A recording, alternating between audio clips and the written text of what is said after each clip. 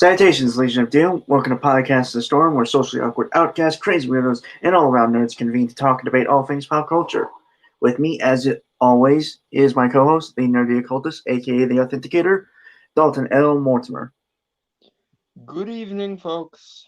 Good evening. Corrupt probably won't be joining us because he is sick. Yeah. So, best wishes to Corrupt, and hopefully he gets over this soon. And hopefully it's not too bad, like him vomiting or anything. I know it's not great. And I am your host / Time Lord wannabe, the Brainstormer Pop Culture. How is everyone doing tonight? I am doing fine. I cannot speak for our audience or whether we actually have one or not. Right. So before we get started, yesterday was my birthday. Didn't do much. Just kind of went to work, did some work, got some stuff. Books, shoes, clothes, pretty much it. Mm-hmm. Well, actually, comics. I got, not volumes of Umbrella Academy. I had heard about that show and started doing some research. Turns out it's written by Gerard Wade, who was like the lead singer of My Chemical Romance. It was really cool. Yep. Usually in comics, if you are weirdly eccentric, that usually means you're going to probably write some awesome shit. Yeah, he's also, I believe, he works. He started the Young Animal imprint for DC, and wrote Doom Patrol for some time. Okay, so that's the guy. Oh, okay, now I'm more familiar with this guy's work. Yeah, this guy is pretty good at this writing comics thing. Yeah, and yeah, Umbrella Academy got a Netflix show, which was really, I haven't watched it yet. I also got some actual novels because yes, I actually read books and not just books with pictures. It is The Wheel of Time, which is a high fantasy series. I got the first 3 books out of a 14-book series. Mm-hmm. Yeah. Stories. I have a birthday story. And I kind of told, well, I alluded to it to Dalton before the stream.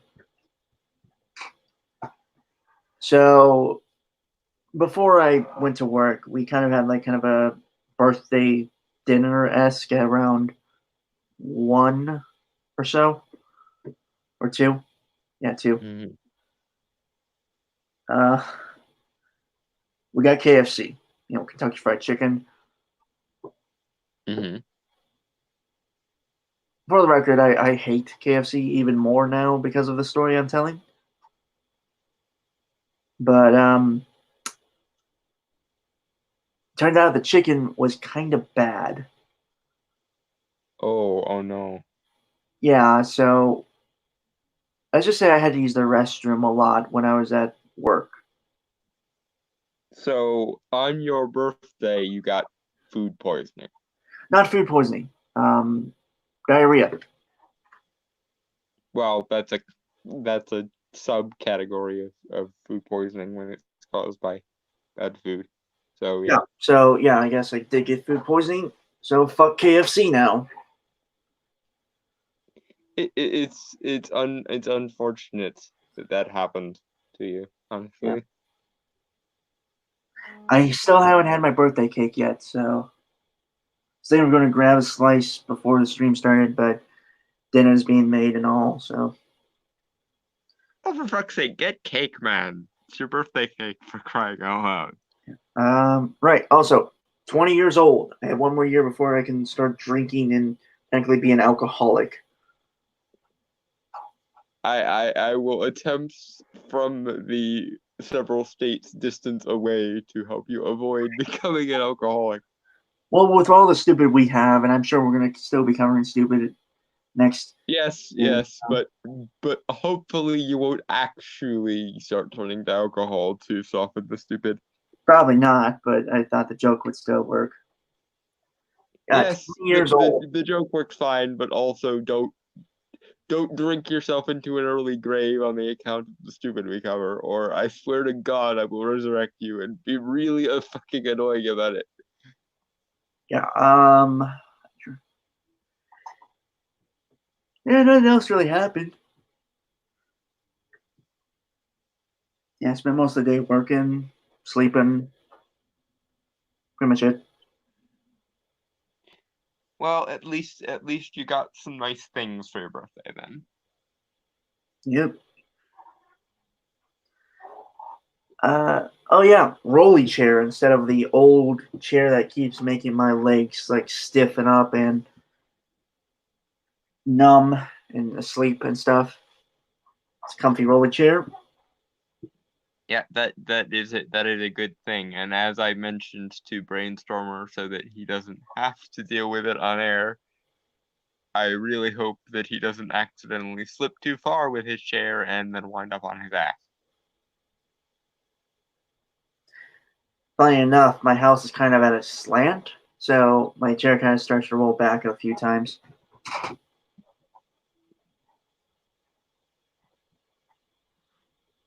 So good. I had a reason to remind you to keep in mind where your chair is going so that you don't completely pratfall whilst on air or otherwise. Yeah. So it's kind of going to be in typical stream. We got some stuff for you. We do indeed. It's a fairly good mix of good things and bad things this time around, but my word are the bad things annoying.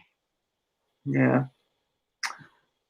I'm also reading a comic from the con I was at in September for recommendations. Mm-hmm. Yeah. So while Dawn's on his spurging, very long monologues of how stupid things are, I will be finishing that up. Well, good. At least now you have something to do whilst I am spurging, other than think to yourself, "Dear God, does he ever shut the fuck up?" Oh, I never think that. I mean, well, no, I don't. I don't think I think that. I wouldn't hold it against you if you did, but it's nice that you don't.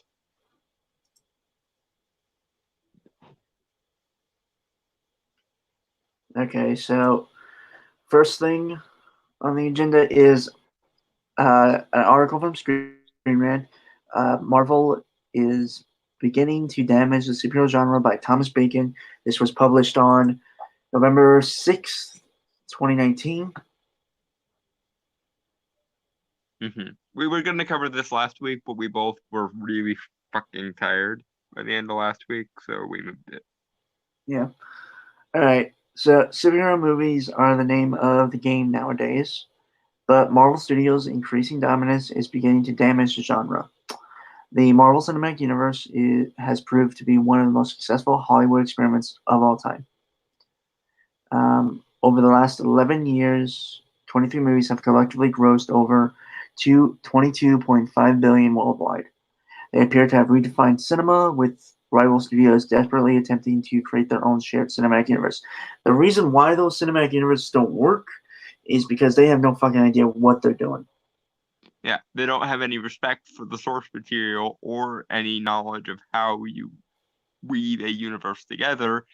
They just know that that's a thing that you can do now, and so they're trying to.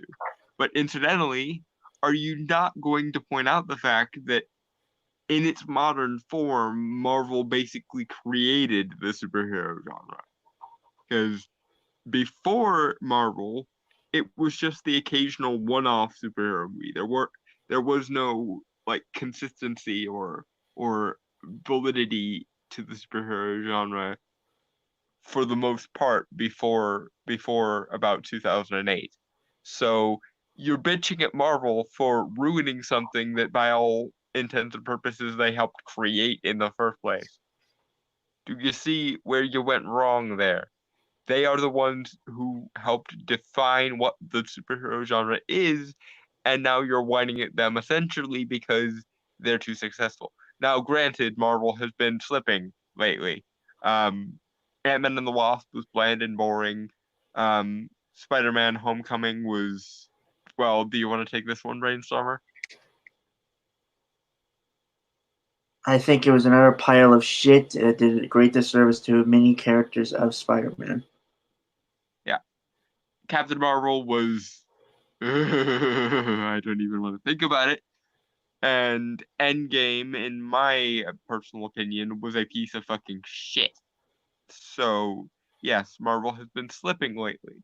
But will you go ahead and notice that that is four movies out of what is now like, what, 23, I think?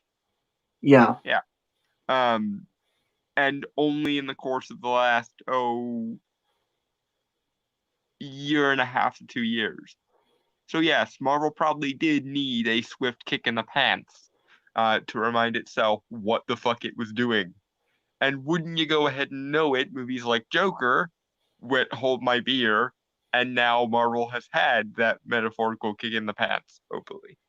Um, so to say that Marvel is ruining a genre they helped to establish, and B, that that is a long-standing systemic problem and not just they ran out of a little bit of steam close to the finish line is a whole nother kettle of bullshit.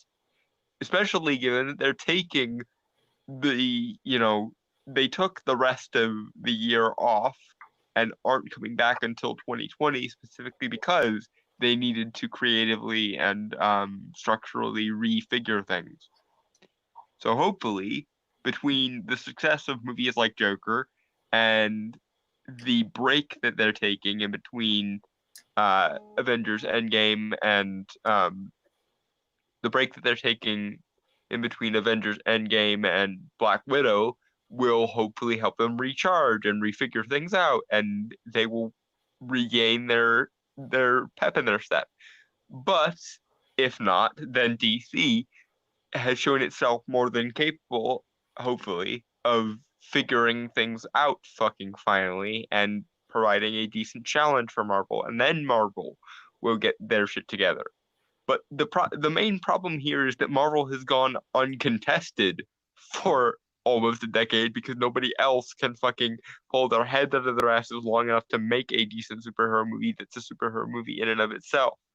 So you should be advocating for that, but instead you're just bitching at Marvel. And this is where I facepalm because again, they helped make the superhero genre what it is, and you're bitching at them for breaking it just because they had a few lazy ones recently. Fuck you is what I'm saying. Moving on.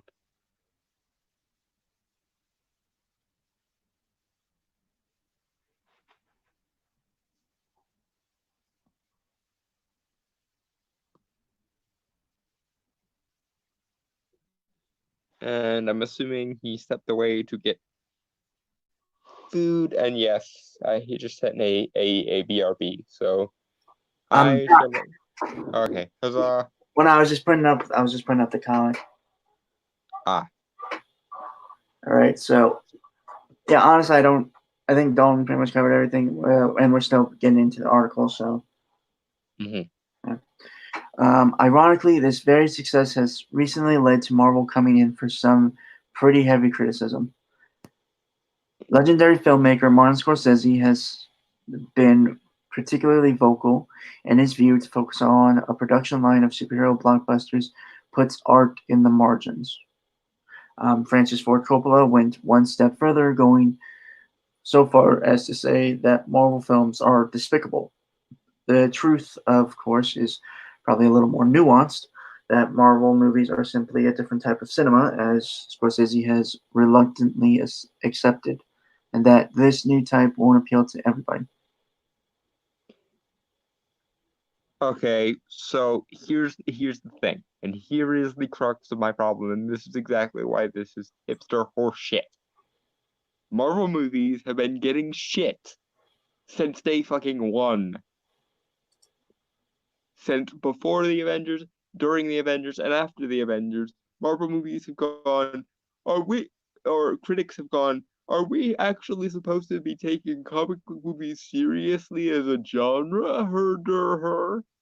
And every time they've come to the conclusion, no. And Marvel has went, hold my fucking beer, and proven to them exactly why they should, in fact, be taking comic book movies seriously as a genre unto themselves.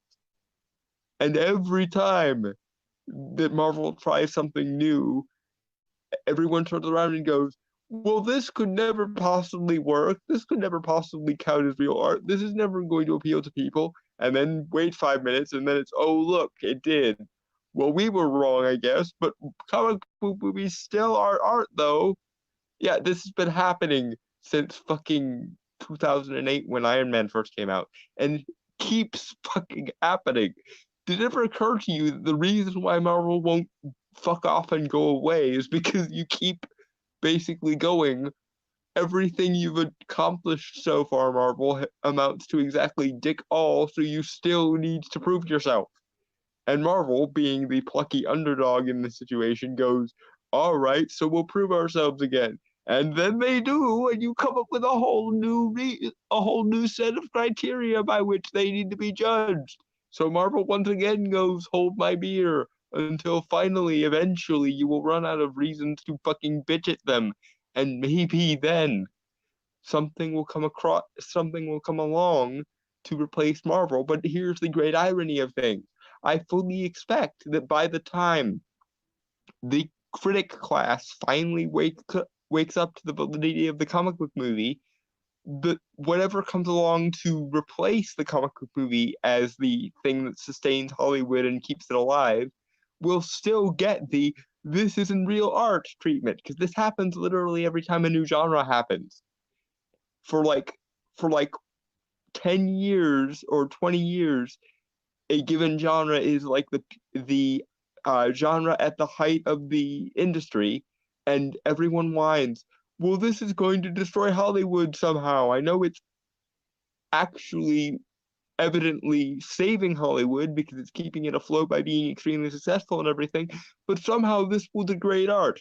And then when the old guard finally wises up to the fact that, hey, this is just as much art as every other kind of art, it happens all over again because the critical class is just really fucking addicted to this elitist, normalistic fucking bullshit they do. Every time, every time somebody tries something new, you whine, and then when that thing is so irreproachably successful that you have to accept it, then the next new thing comes along and it starts all over fucking again. And incidentally, yes, Martin Scorsese and Francis Ford Coppola were being absolute dickheads when they said that, because of course they needed to aristocratically arbitrate between what is cinema and what is simply movies. And when you consider that cinema and movies are just synonyms for each other, you realize that one is just a label that they apply to things they like, and one is a label they apply to things they don't find worthy. because they're dipshits. They're aristocratic dipshits who have been at the top of the heap for too goddamn long and no longer realize how hard it is to create new art when you're the underdog in Hollywood. Fucking hell.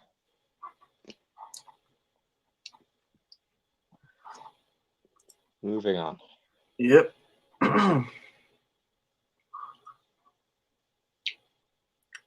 But just because some criticism is overdone, it doesn't necessarily follow that everything Marvel does should be celebrated.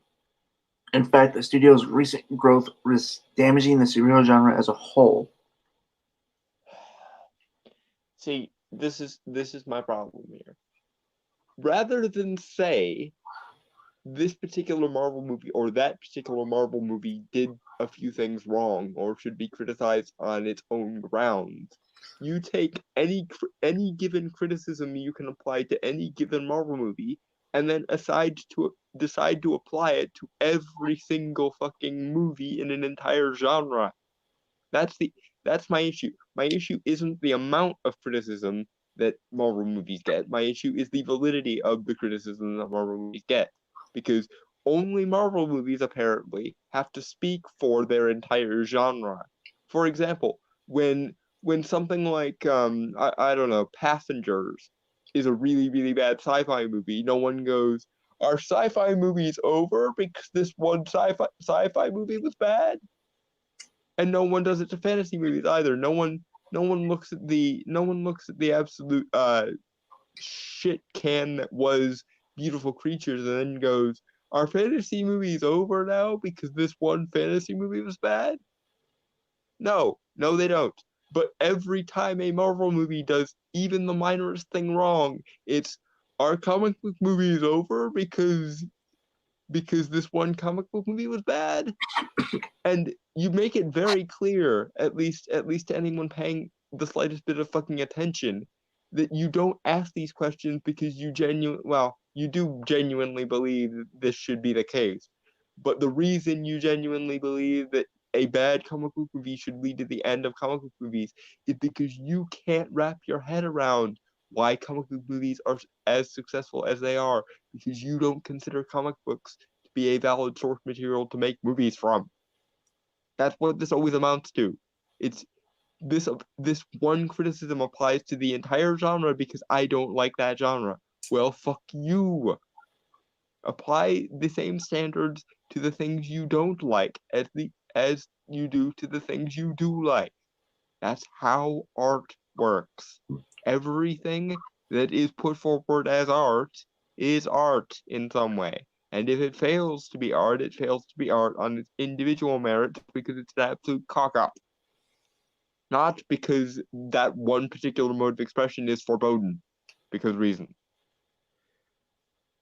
Oh, moving on. Yeah. So I guess the first section of this article is Marvel Studios is growing too powerful. Wait, no, I said that wrong. Marvel Studios is growing too powerful. I phrased it as a question. I don't know why. The fundamental problem is that Marvel Studios is growing too powerful and too dominant on both the big and small screens. In March 2019, the Walt Disney Company completed its $71.3 billion acquisition of 21st Century Fox. They now own the bulk of Fox's film and TV empire. According to Disney CEO Bob Iger, the main priority was to gain access to the Fox Vault in order to ensure the Disney streaming service had enough content to be competitive. Okay, that's kind of underhanded for Disney to do, but how the fuck does this relate to Marvel? Any successes that you can place at the feet of Marvel are the result of it just being successful, because this is how Hollywood functions when it's healthy. When Hollywood is healthy, what you often have is a dominant genre keeping Hollywood afloat and other genres that don't do nearly as well. And as I said, very often, when that genre in question is a new genre or a untested genre, people whine and say, the hyper dominance of this one particular genre is going to ruin Hollywood. Where, and you know what? It never happened, and eventually we all come to the conclusion of, oh wait, this type of art is just another type of art. There's no possible way it could have ruined Hollywood. In fact, it was saving Hollywood, because without it, Hollywood would be circling the drain. And there's a very good reason for that, because if you remember, back in the early 2000s and late 90s, when there wasn't a dominant genre, most of what Hollywood made was forgettable crap. And do, do you not remember all those "the dark ages of Hollywood are upon us" type articles, folks? Of course you do, because before the Marvel movies came along, the go-to crowd pleasers was shit like the Transformers movies, which were objectively terrible. But because you've gotten too spoiled on the Marvel movies, now you're ungrateful and go, "Wah, there are too many Marvel movies, and Marvel is too powerful," even though its power only comes from the minor successes it's had. Like, I would be on board with you if it could be demonstrated to me that any of the power that Marvel has accrued are not a natural result of their success, which most of their power is. Yes, some of that power comes from being bought out by Disney, because Disney fucking owns everything. But that is not Marvel's fault. And Marvel is successful specifically because it deserved to be successful, especially given that everyone in Hollywood appears to want to dump on Marvel and will take any flaw they have and universalize it out to an entire genre, as I previously said. Whenever a Marvel movie does something wrong, there must be something wrong with all comic book movies. Whenever a sci-fi or fantasy or action movie does anything wrong, it's just a flaw with that movie. And in my opinion, that's how all movies should be treated. You should treat the flaws of an individual movie as a flaw with that individual movie, not universalize it out to the flaws of the entire genre, unless you really, really, really have a vendetta against that particular genre.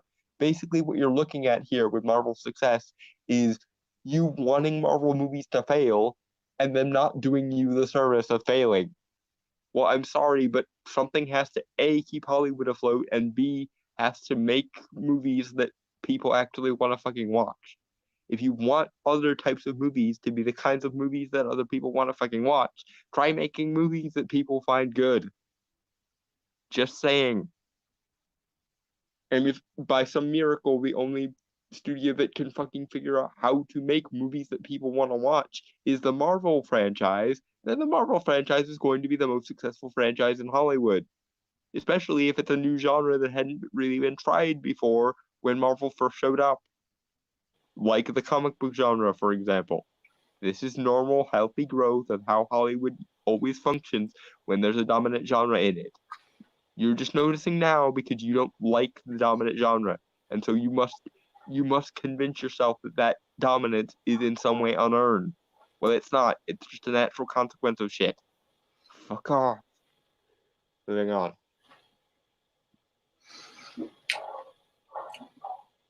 Um, hmm.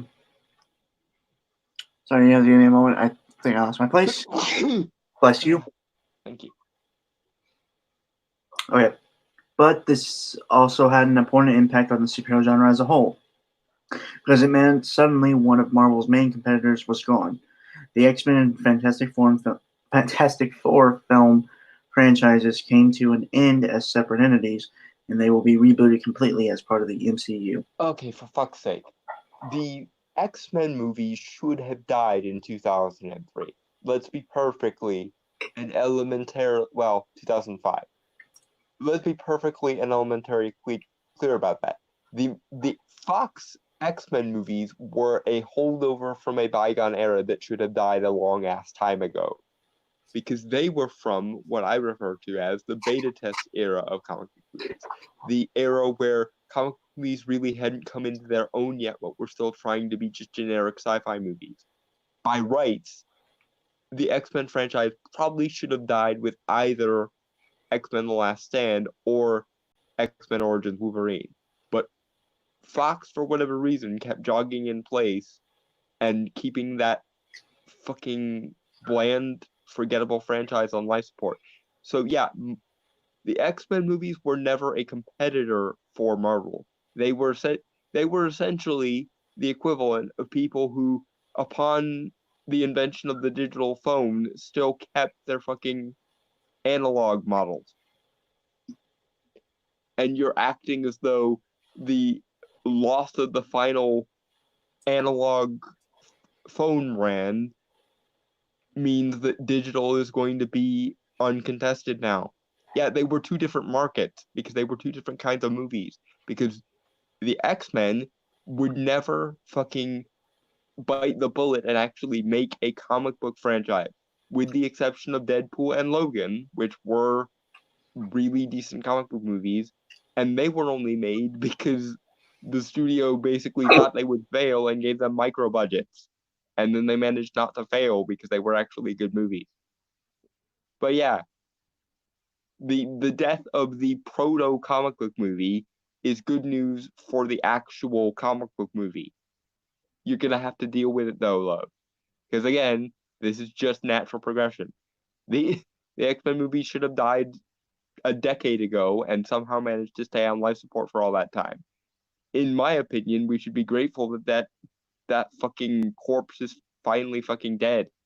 And the only two good things that are able to be drawn from it, i.e. Deadpool and Logan, are probably still going to be incorporated into the mainline universe somehow. Because the great thing about Deadpool is he can be meta as fuck. And therefore, he can still keep the, oh gee, I'm going to comment on the shittiness of the previous era of movies while being in this new era of movies thing going. So I don't know why you're complaining, other than where Marvel movies are too successful, where. Well, yeah, they deserve to be, and the X-Men movies don't deserve to be because the X-Men movies are a holdover from a dead era. Deal with it. Most probably in the future, probably next year, I will make a video or do it on the podcast where I'll rewrite the entire X-Men movie universe. Yeah, yeah. Which incidentally will probably just turn into what Marvel is actually going to do correctly with them, hopefully. Maybe. Because the correct thing to have done would have been embrace the genre you find yourself in rather than dumbing down the genre, dumbing it down to a completely different genre. But Well, because the Fox movies were from an era where comic book movies couldn't stand on their own, so we had to just make them generic sci-fi movies. They were dumbed down into just generic sci-fi movies. well, first off, I would probably keep Wolverine out of the main movies for about the first two. Yeah, it's gonna be a very dangerous game trying to worm their way back into Wolverine because of course everyone loved Hugh Jackman and he was the one good thing about the X-Men franchise. So, well, aside from Patrick Stewart and Ian McKellen, but they've been gone for a while.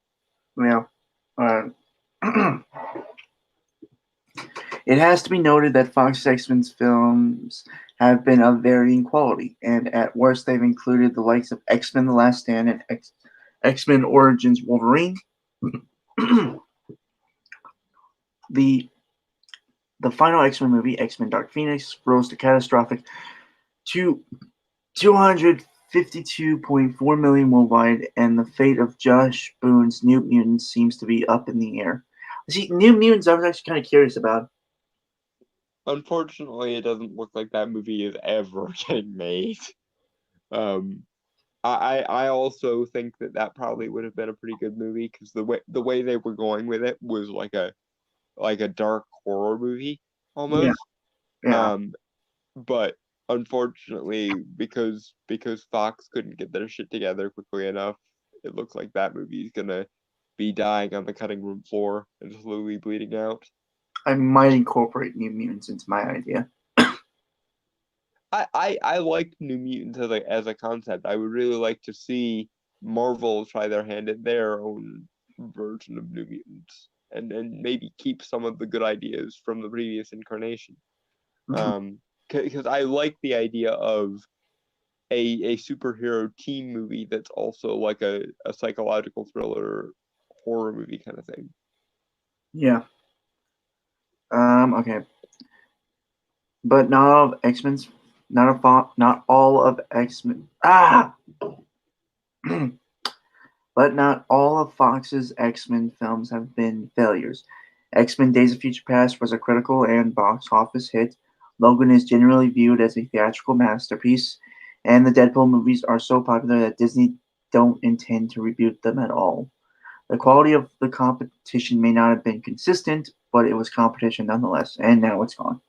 It wasn't competition. It was again. It was basically the final analog phone company trying to compete with the world's first digital phone company. It was never competition. It's a an old outdated idea that should have died long ago that unfortunately didn't get the hint until just recently. And Deadpool and Logan weren't really in the mainline X-Men universe anyway. Deadpool and Logan were the okay, we'll humor you and give you a micro budget. It's not like you're going to be successful with it anyway. When Ryan Reynolds shared some of the Deadpool test footage, and there was a uproar on social media. So Fox gave uh, Ryan Reynolds and Tim Miller 58 million to basically fuck off and go and make a bomb. And then it turned out that it didn't bomb because the Fox people didn't actually know what the fuck they were doing and didn't know what fans wanted from a comic book movie. And then Logan was basically the same thing, except with the added feature of, hey, Deadpool did really well, so maybe we'll take a little bit of a risk on this one too. And then Logan also did really, really well. But unfortunately, they didn't translate that into anything they could use for the mainline universe because they're idiots and they had no faith in their source material. They did Dark Phoenix twice and fucked it up both times because they just didn't want to do the weird cosmic comic booky shit they should have done. So now Marvel is actually going to make, hopefully, a X-Men franchise that does do the weird comic booky shit. And when those movies make oodles and oodles of money, everyone's gonna probably blame it on them just being Marvel movies rather than, no, this is how you should have done it from the get-go. Same thing with the Fantastic Four. Eventually, when you make a good Fantastic Four movie, and people go, well, it only succeeded because it had the Marvel name on it, the correct answer will be, fuck off. No, it's just we did the things you should have done from the get-go. Fuck off. All right. Moving on. The latest news has seen Marvel Studios president Kevin Feige given a new role, also serving as creative chief officer of Marvel Entertainment. It can cut.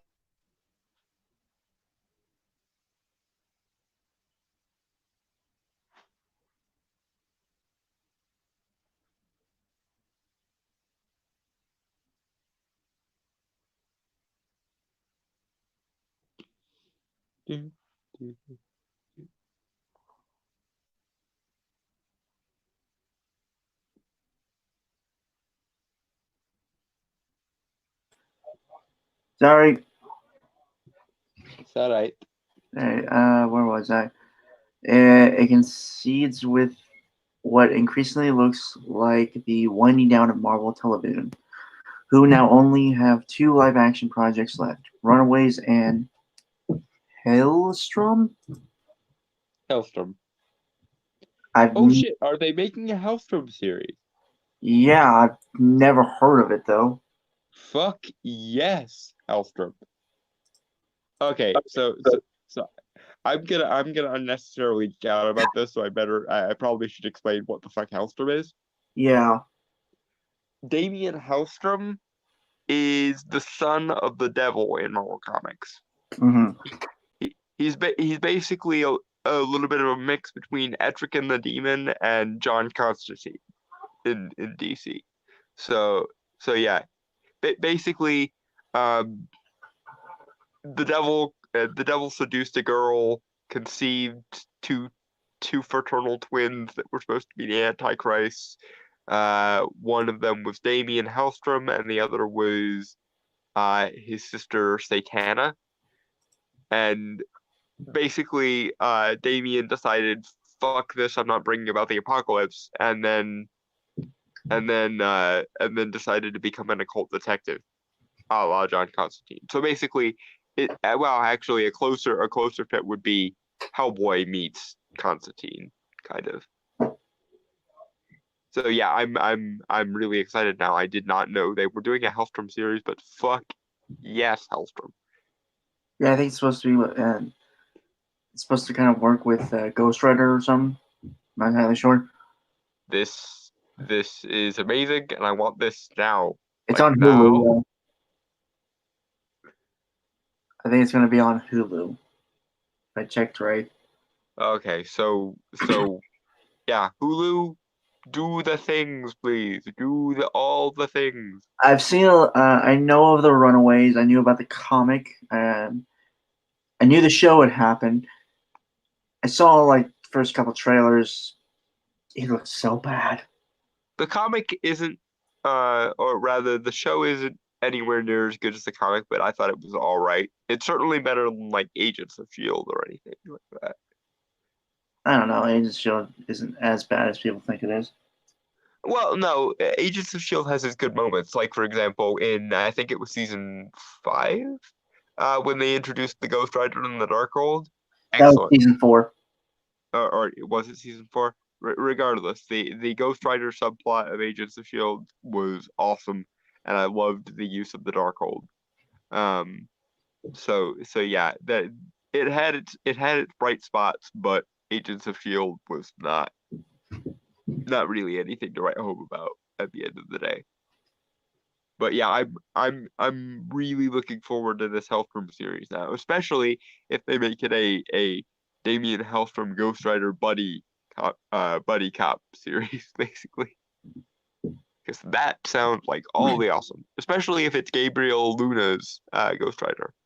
Because I really enjoyed his version of Ghost Rider. Kind of reminds me of you a little bit, actually. The background issue appears to be that Marvel Television's fare can't compete to Marvel Studios' upcoming Disney Plus shows, which enjoy studio-sized budgets. More often than not, I think the only one that's kind of going to be good is Moon Knight. I hope for the sake of Doctor Strange 2 that WandaVision is also good, but I don't hold my breath. I'm more scared for She-Hulk. Yeah, that's and of course the America Chavez series that they're making. Also, Miss Marvel. Because why the fuck would we make good shit, I guess. Yeah. But yeah, I honestly hope that by some miracle Hellstrom gets transplanted to Disney Plus because I want Hellstrom to be canon in the Marvel universe, damn it. All right. Hellstrom's awesome. He's a really, really underappreciated character, and even I need to do more reading on him, but from what I know of him, he's awesome and he deserves more respect. Marvel's dominance means less competition and less variety.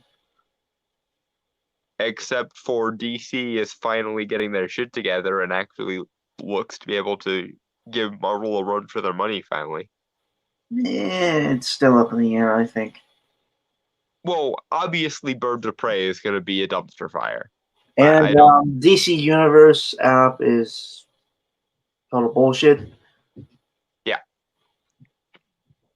But with the success of movies like Shazam, Wonder Woman, Aquaman, and Joker, I think if DC can learn the lessons they need to learn from those instead of the lessons that corporate wants to take from them, then it'll be able to give Marvel a run for its money, no problem. Right. I do think that Birds of Prey is gonna bomb though, because that seems like a step in the exact wrong direction. James Gunn's Suicide Squad though looks amazing, and I hope it makes all the money. Not quite as much as Joker though, because I want that movie to make lots and lots and lots of money. Okay. It's important to note that this doesn't just affect competition in some abstract sense. It also means that viewers will get less variety of superhero film and TV. Marvel movies are more producer led than they are director led, and the almost unbroken run of hits is testimony to the creative vision of Kevin Feige. He's transformed Marvel Studios into a production line of superhero content, signposted by the fact they're able to churn out 3 or even 4 films in a year. I don't know. Most of the truly awesome shit from Marvel is the result of good directors being paired with the correct property, like Taika Waititi with Thor Ragnarok or James Gunn with Guardians of the Galaxy, Josh Whedon with Avengers. and then the Russos with all the things the Russos were paired with, and so on. Captain America mostly. Captain America, and of course, I'm gonna give them credit for Infinity War rather than bitching at them for Endgame. So, because I think they were just getting tired at that point. Yeah. Scripts have a loose formula to them, common to both their best and their worst, and there's an essential house style that directors are expected to correspond with. Risks aren't particularly encouraged because Marvel is always making a move with an eye to the next sequel or crossover. You mean it's a consistent universe, so they can't make something that doesn't fit the universe. And also, of course, they have a formula. That formula is called the basics of storytelling. Now, granted, they could deviate a little bit more now that they have an established universe and they know most of what they do is going to be successful. That was one of my biggest problems with Endgame. They had a captive audience and then they didn't do anything with that captive audience. But for one thing, it seems like they are finally going really weird with the next phase because Eternals, Shang-Chi, Doctor Strange 2, and Thor 4, even though I'm not exactly happy with I'm not exactly looking forward to Thor 4. The most normal movie in the next set of movies is the first one, which is Black Widow. And that's only because people were like, why the fuck haven't you given Black Widow her own movie already? You gave So Captain Marvel her own movie before a Black. movie before Black Widow, yes, because the was strange and cruel sometimes. Yeah. All right. um. hmm.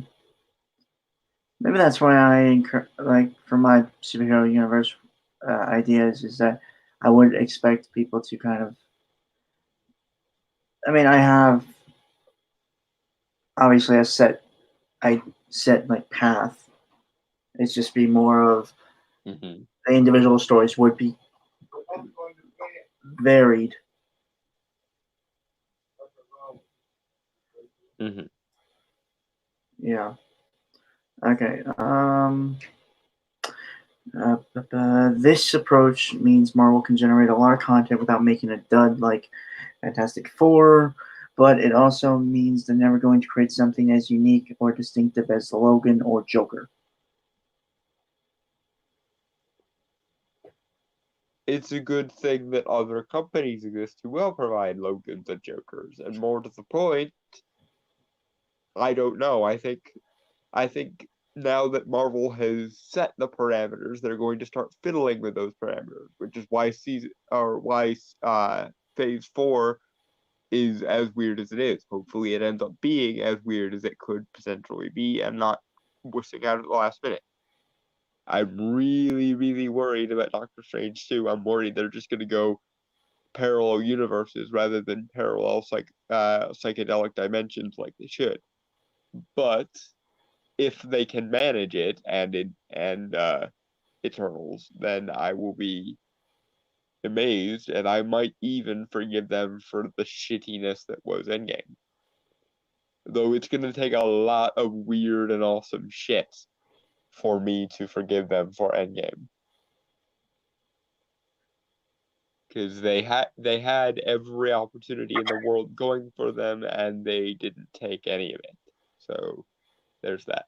I agree that Marvel has been running on autopilot for a little while, but let's not forget the 10 years where they weren't. Just because in the last year and a half or so, they've been running on autopilot a little bit too much. Especially in a context where movies like Joker just made all the money, and Marvel will probably scramble to figure out what it was that DC did right that they can copy. And hopefully they will figure it out and succeed in refreshing and revitalizing their universe.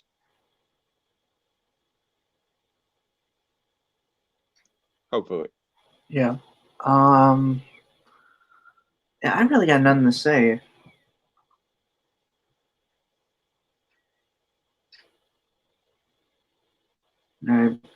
It's reasonable to assume that the same will be true for Marvel's Disney Plus productions as well, and that's a real shame because they'll be aimed at mass audiences, whereas Marvel Television has become known for a niche approach. As Marvel Entertainment's SVP of Original Programming and Production, Kerem Zrik, I don't think I said that right, and I'm sorry, recently observed each show for us had a different demographic. Each show is very specific. Women took to Jessica Jones, men took to Daredevil, young men took to Iron Fist because of the age of the lead character. I don't think that had anything fucking whatsoever to do with it, but that's just me. As a young man, when Iron Fist came out, I found it boring and mediocre. Yeah, and as a Iron Fist fan who was really looking forward to the concept of an Iron Fist series, I found it extremely disappointing. Extremely. Like, how the fuck did you make an Iron Fist series and not show the goddamn dragon? Exactly.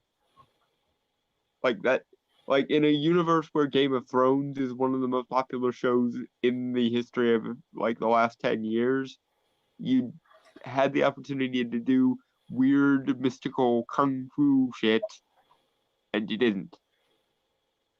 It's fucking bullshit. So yeah, if anything, the Marvel TV shows were too bland and grounded. Um, Lest couple. lest we forget what happened with Inhumans. Okay. I more blame those who were put in charge of those projects. Yeah. It's not to say that there aren't any good Marvel TV things like Daredevil or things like that. I'm just saying, in general, it seemed like the Marvel TV shows were very, very risk averse, and I'm glad that the ones that are supposed to be canon now, um, I'm glad that the ones that are supposed to be canon now will be taking more risks, and I hope to God that they do more weird shit with Moon Knight than they did with Iron Fist. Because if they take another one of my sort of secondary characters that I really enjoy and they fuck him up by grounding him too much, I'm gonna be pissed. Um, Because Moon Knight is fucking weird and I want the fucking weirdness that is Moon Knight. that's why Cloak and Dagger was so different to Legion, and why Agents of S.H.I.E.L.D. is nothing like Daredevil, because the shows were aimed at different niche audiences. Legion wasn't Marvel Studios, Legion was Fox. Yep. I only watched the And first season of that. How was the second one? I thought Legion I think Legion is a very, very awesome show, and I hope that the person who did the Legion show will honestly be upgraded to movies at some point because I really enjoy the perspective on things. Um, Also, Cloak and Dagger, I don't think was Marvel Studios proper either. It was the same people who did Agents of Shield, but not the people who did the Netflix series. So, and yeah, I thought Cloak and Dagger was quite a missed opportunity too. Speaking of characters that I generally kind of like that are sort of secondary. Yeah. Because funnily enough, in the I want to say 80s, late 70s or early 80s, no, it was the 80s. Um, there was a series called Strange Tales Volume 2, which was a book that Doctor Strange shared with Cloak and Dagger. So Cloak and Dagger can be pretty freaking weird at times, and they didn't do anything with that really either. Basically, my biggest lesson for the comic book movie genre as a whole is stop shying away from the weird shit. Embrace what you are, and what you are is a comic book franchise. And if you're a comic book franchise, you can do weird shit other genres can't do. So do it.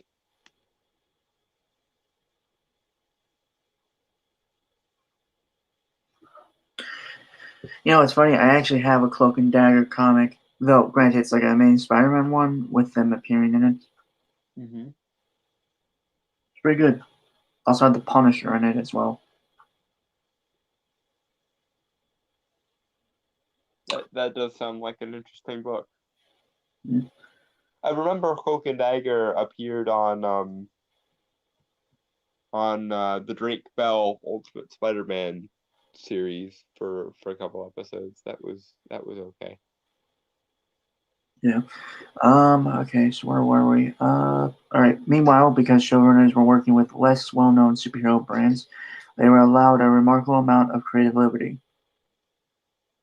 Okay, it's kind of ludicrous to use the phrase lesser known superhero brands when it comes to Marvel, because no one in the Marvel universe that the MCU started with was a household name. They started with fucking Iron Man and Captain America. And I know it's been a while, so people have forgotten this, but for the longest time, the only characters that people actually gave a shit about in the Marvel universe were Spider-Man, the Hulk, the Fantastic Four, and the X-Men. Pretty much it. So the fact that Marvel managed to make a universe basically with entirely what would be defined as second tier characters appears to have gone completely the fuck over the heads of whoever wrote this article. Every character that Marvel uses up until this point has been kind of second string. So to applaud the TV shows for using second tier characters and not realize that the movies also do that is kind of shit. Because that's one of the strengths of the Marvel Universe. Because they had to start with second string characters, they operated under the notion of everyone gets a fair shake, including my favorite character in the Marvel Universe, Dr. Stephen fucking Strange, who I never thought would be treated with as much respect as he's been treated with so far. Granted, there have been issues with the way he's been treated, and I don't think he's been treated particularly well, but he has been treated on par with everyone fucking else. And given that everyone seems to think he's a D-list character at best, that pleases me.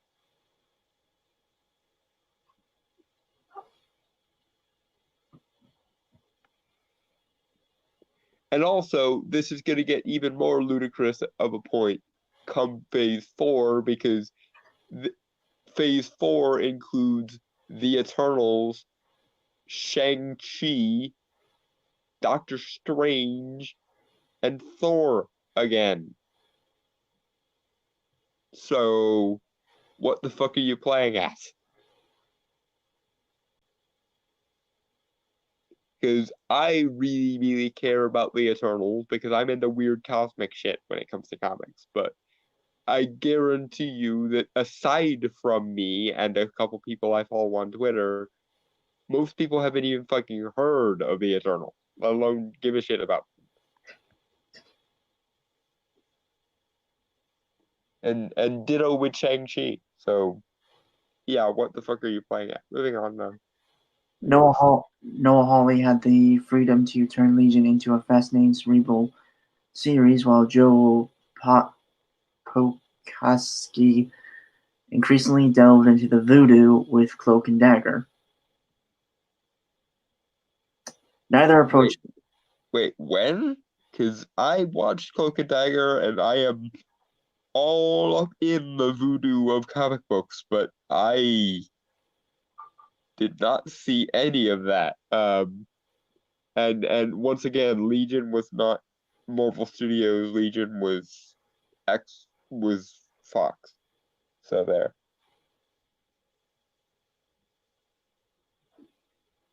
This article was extremely poorly researched and even more poorly argued. Again, moving on though.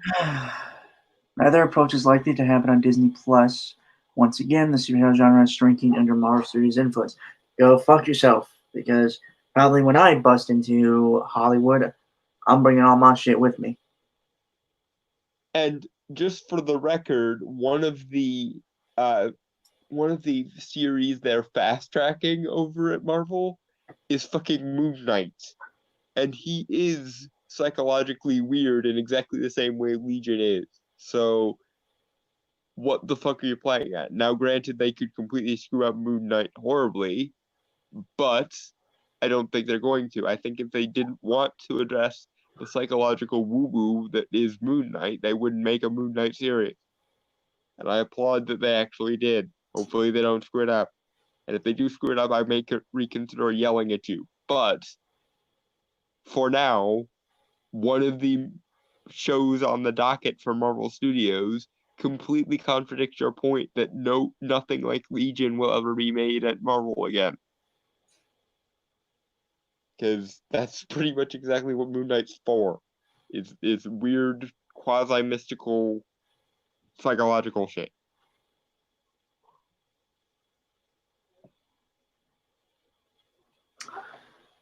Marvel's competitors need to keep stepping up. Again, I ask you to take this up with DC, who appears to have finally gotten the most of their shit together.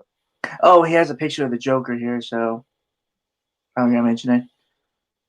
Yeah, that's a good example, and once again, hopefully DC takes the right lessons from Joker, but you're acting again like this has been a long-standing problem and not something that's been fairly recent to Marvel getting lazy. Yeah. Fortunately, all this doesn't mean that the superhero genre is in trouble. Not real. It was never really in trouble. The DCEU stumbled at first, but now Warner Brothers seem far more sure-footed. With Aquaman breaking $1 billion at the global box office, Joker is a particularly interesting case, demonstrating that there's a real hunger for comic book adaptations that don't just follow the Marvel formula. It's become the first R-rated movie to cross $800 million worldwide, and some box office pundits are speculating that it could pass $1 billion.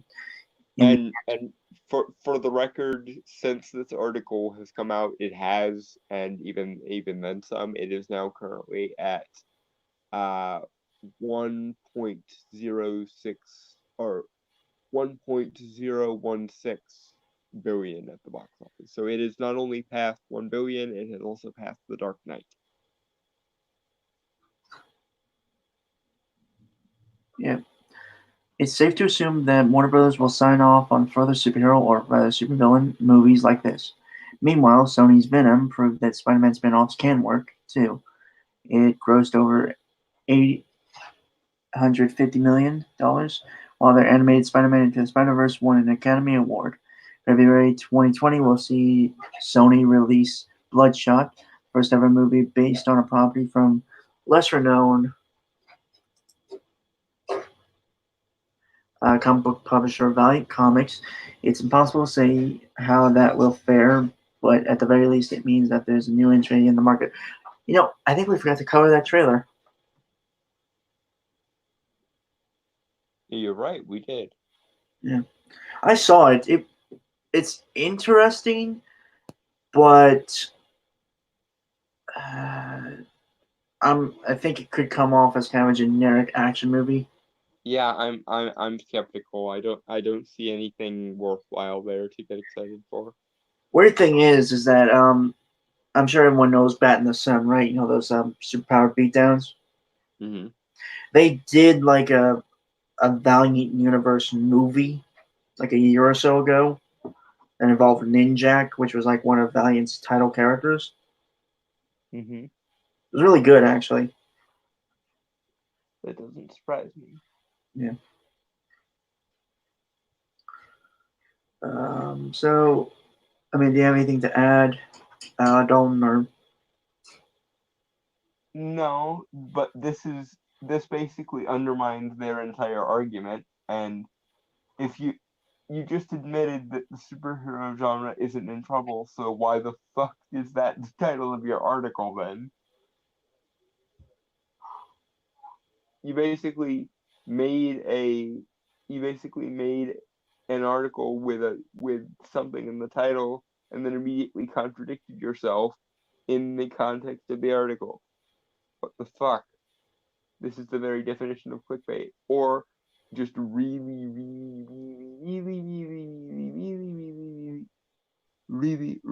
bad argument. You conceded the opposite of your point at the end of your point. you know what's funny about the Valiant Comics thing? I think they're supposed to be doing like a movie for Faith. Hmm? There's supposed to be like a movie for Faith. Um, Interesting. yeah. I don't think that movie would be good though.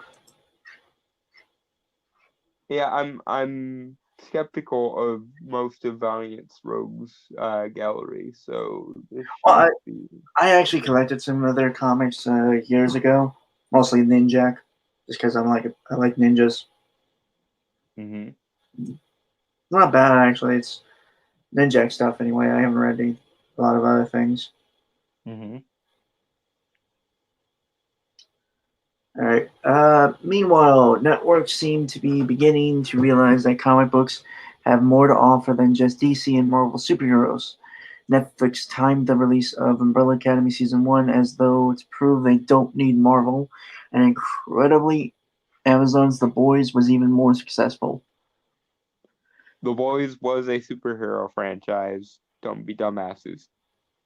Do you, And and arguably so is the Umbrella Academy. Again, you refute your own point in the process of making your point. well, no, it's more of they don't need the Marvel property to for Well, two. I guess so, but the way that's worded implies that people are turning to non-superhero comic book fare, and that's I don't bullshit.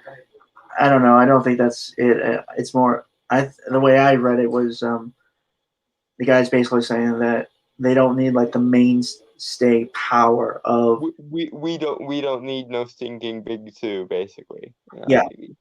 yeah. Okay. I haven't seen Umbrella Academy, and I've not really seen The Boys. Don't care about The Boys, The honestly. Boys is unnecessarily edgy shit. To be perfectly honest, it's not very I mean, good. it has Carl Urban in it, and Carl Urban's always winning my book. I mean, the show is a little bit better than the comic because the comic was basically just Warren Ellis bitching about things in the comic. It was basically him trying to do his own version of Watchmen and failing because he couldn't stop whining. Oh, okay. Hmm. Hmm. But even then, I enjoy the boys more for like comedic purposes than anything, and I don't even know if it's entirely intended to be funny or if I'm just laughing at something someone is trying to take entirely seriously. Mm-hmm. Right. Again, these two TV shows are unlike anything Marvel look. Or not Warren Ellis. I think it's Garth Ennis that did the boys, if I remember correctly. I might have confused those. Fuck. Again, these two TV shows are unlike anything Marvel look set to offer. They're brutal and violent, head-spinningly complex, and entertainingly whimsical. That distinctive approach seems to be paying off. Marvel Studios may be a success, but it's important that the company doesn't receive unqualified praise.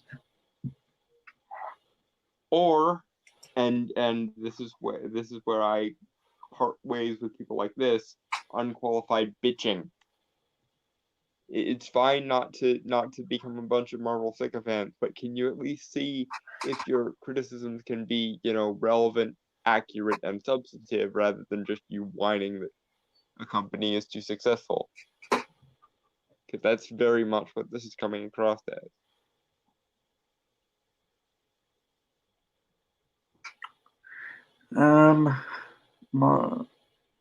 The recent expansion has solidified Marvel's grip on the market, but at the cost of both competition and variety. Fortunately, there are still other companies, and they too seem to have figured out how to capitalize on the current boom in demand for comic book adaptations. It will be fascinating to see how things play out from here. Yes, it will, but you once again kind of contradicted your own point. And that's it. That's the end of it. Like, I'm sorry, maybe I'm just being a logic snob again, but is it too much to ask for people to maintain their point all the way through an article instead of directly contravening their point? Good question.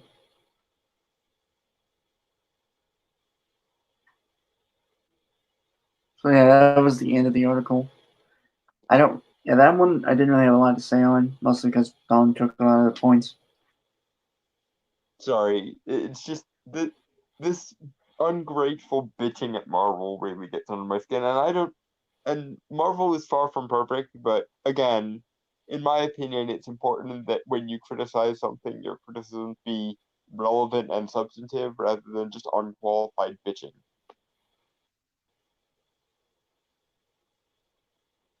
Mm-hmm.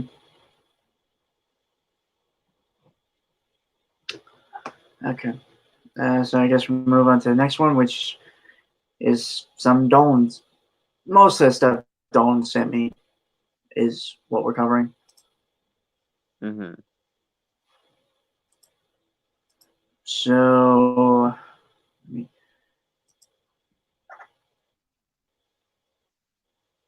Geeky Tyrant. Neil Gaiman is working on the first two seasons of Netflix's The Sandman series. Yay. Yeah. This was published 6 days ago, and it is by Joey Parr. A few months ago, we learned that Neil Gaiman was teaming up with David Goyer, Man of Steel, Dark Knight trilogy, to produce a series adaptation of The Sandman for Netflix. A lot of fans were excited about this, especially after New Line Cinema failed to get a film adaptation into production. And just for the record, I am worried about David Goyer because David Goyer has a tendency to ground things, and the one thing that the Sandman should never be is grounded. Mm-hmm. Alan Heinberg, Wonder Woman, The Catch, Grey's Anatomy, is writing the show and will also serve as showrunner. I also really wish it was just Gaiman doing the show running, but he wore himself out with Good Omens, so I understand why he doesn't want to. Yeah. And I don't know if I trust Alan Heinberg because Grey's Anatomy was just banal, and most of what's good about Wonder Woman is because of Patty Jenkins, not because of Alan Heinberg. Alan Heinberg was just kind of there because they needed someone to be a writer. Mm-hmm. It said that this is a massive financial deal with Warner Brothers Television. It was also explained that the deal is the most expensive TV series that DC Entertainment has ever done. Which would be impressive until you keep in mind that DC Entertainment has a rather infamous tendency for doing everything on the cheap. If this Yeah. was the most expensive project that Netflix had ever signed for, that would be another thing. But I do have some hope in the sense that HBO actually turned the Sandman series down because they thought it was too expensive, and Netflix said yes. So I'm assuming that this is actually going to be more expensive than something like Game of Thrones, which now we're talking. We haven't really heard any news since that initial announcement, but during a recent interview with Radio Times, Gaiman offered an update and revealed that he's working on the first 2 seasons of the series. There are 3 of us, showrunner Heinberg, Goyer, and me, and we've just finished writing the first episode and plotting and breaking down the first 2 seasons. So we'll see what happens next. Okay, I'm slightly more optimistic now, knowing that Neil Gaiman is going to be more directly involved. But Neil, for the love of Dream, do not let them bully you into a corner ever, please. It's your story and it's Dream's story, and to be honest, if it's not either of your opinions, I don't care. Like those are the only 2 entities in the multiverse that I actually give a shit about opinions of when it comes to Sandman, and even then, I might just exclude you entirely from the argument if you become an idiot. So don't become an idiot, Neil. Please. For the love of Dream, don't become an idiot.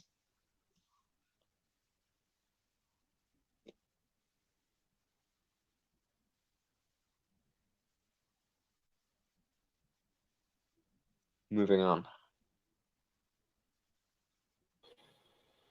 Yeah, we already knew that the first season would consist of 11 episodes, but we didn't know that they were working on a second season. I guess they're excited about what they've got so far and have the hopes of keeping the series going past a single season. I really hope so. I really, really, really hope so. Honestly, by rights, this should go for roughly 10 seasons and then some. Because if season one, as we know, is just supposed to cover Preludes and Nocturnes, then that means each season is roughly one volume of the comic. So yeah, 10 seasons and then some. I'm hoping that the extra episodes mean that they're going to fold in some of the like Sandman spin-offs and one-shots and stuff. Like I would love to see a episode that is just based off one of the Sandman spin-offs called Death, the High Cost of Living. But I guess that might be me dreaming a little bit too much. But in this series, I feel fully justified in doing that, so sue me. Next. The Sandman comic series was originally created by Joe Simon and Jack Kirby, but it wasn't until Gaiman came along and gave us the version of the comic that it really exploded. The 75-plus issue comic arc ran from January 1989 to March of 1996. The story focuses on Morpheus, the Lord of the Dreaming, a deity who personifies dreams. It's just Dream. Morpheus is just a name he uses from time to time. Fuck off.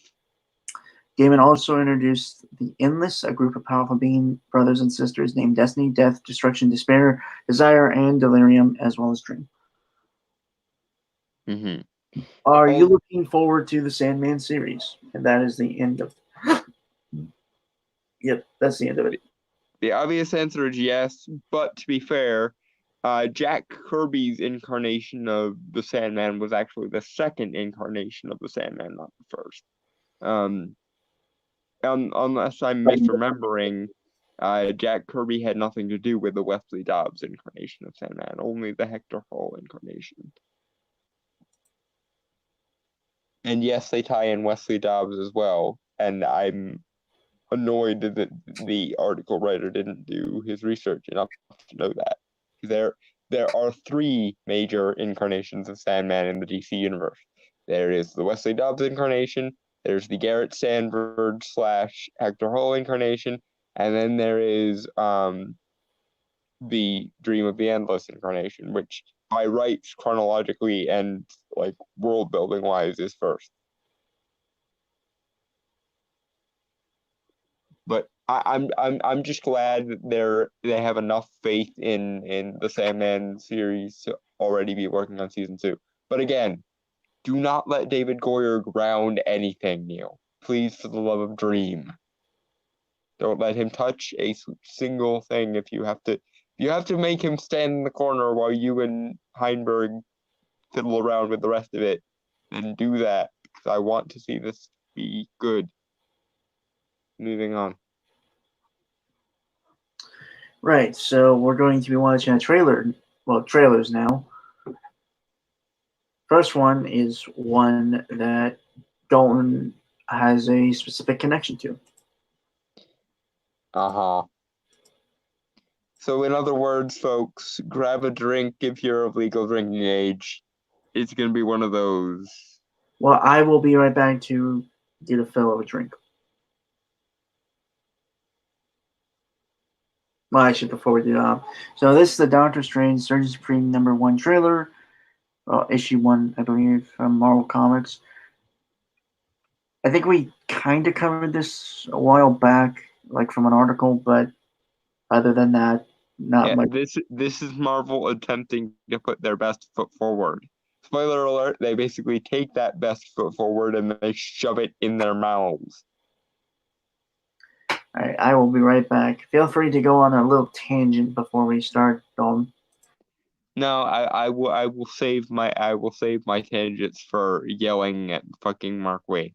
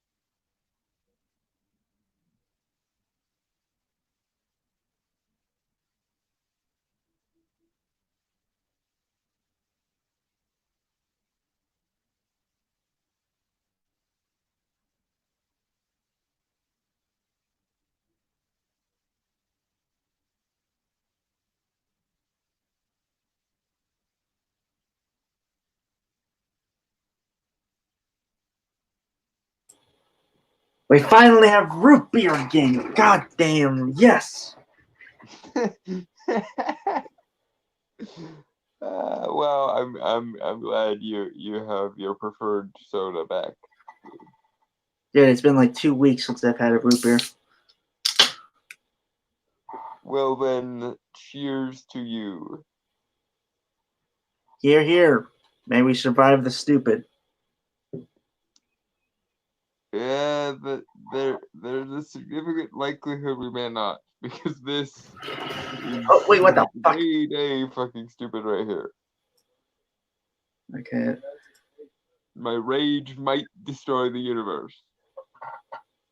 Mm-hmm. Alright. Banana. Banana. With Doctor Strange, what I'm really looking forward to is telling smaller, more human stories. We want to get more in the heart of Doctor Strange and what it's like to have to. The first fucking sentence fragment is already fucking wrong. Mark fucking Waid, ladies and gentlemen.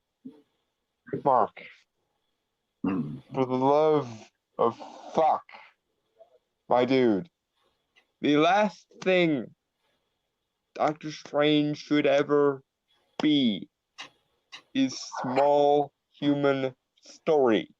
Now, granted, you can bring a human element to his kind of stories by basically doing what Neil Gaiman does when he is given a supernatural franchise, i.e., you take the elements of humanity, whatever you want to call them, and you apply said filter to the supernatural. What you don't do, Mark, is rip away all the supernatural shit from one of the greatest supernatural characters in the entire comic book medium, Mark, and depower him yet a fucking again. Fucking hell. Like, I can't believe anyone is this stupid. Going to Doctor Strange for smaller, more human stories. I can't fucking even. He is the master of the mystic arts. It's his job to stand up to the cosmic, weird, incomprehensible, Lovecraftian voids of the universe and tell them to fuck off. How the fuck is he supposed to do that when he's in a grounded setting? I swear to fuck. Just okay. I think I'm good for now. That's banana. I have to get it back to 10 seconds. That was at 5 seconds. Well, I'm sorry, but when that much wrong is in the first sentence fragment, I can't even. Heart of Doctor Strange and what it's like to have to make the decisions he has to make every day. What if, after all this time as the Sorcerer Supreme, Doctor Strange used his magic to fix his hands? What? Doctor Strange That now would has be an two. absolute betrayal of the character, and you are a fucking bunch of cunts. That's what if that. That would be the most fundamental betrayal of the character in the history of the character. You stupid, stupid cunts. Okay. I'm gonna have to go into backstory mode now. The reason why Stephen Strange became a doctor in the first place is because he had a natural predisposition towards healing. But because he grew up in the Western world, where mysticism was heavily frowned upon, he had to sublimate that healing impulse into being a doctor. That is part of the reason why he became such a shitty narcissistic asshole, because he was actually not serving his true purpose in life. He was gifted with a mystical variety of healing impulse when he was a child, but because his society had no mysticism in large scale within it, he had to settle essentially for being a doctor to fill that void. And because it was a very poor choice to fill that void, he was a narcissistic shitbag about it. Further to the point, part of Doctor Strange's origin is a man who is gifted with everything, who then has to lose everything and earn it back. A man who loses all the material wealth and the material abilities at his disposal and finds a higher purpose as a result of that. A man who gives up a life of self-absorption and self-aggrandizement in favor of humbly serving the balance of the universe. These are the fundamentals of Doctor Strange as a character. Taking this character and fixing his hands and allowing him to go back to the life of a Western surgeon, which I remind you is anathema to his actual core as a character, would be the single most appropriate, bulbous fucking quasi-Lovecraftian shitbang of just cunty behavior I've ever fucking heard. You are a bunch of cunts. I hope you realize that, Marvel. You have taken this okay, to put this in perspective for people who don't know Doctor Strange, this would be tantamount to 20 years after Bruce Wayne became Batman. Suddenly, his parents were alive again, and none of the previous years mattered. Or this would be the equivalent of if Iron Man decided that he was going to get his arc reactor removed and stopping being Iron Man because reasons. That's the equivalent of this. Do you see why this is completely fuck?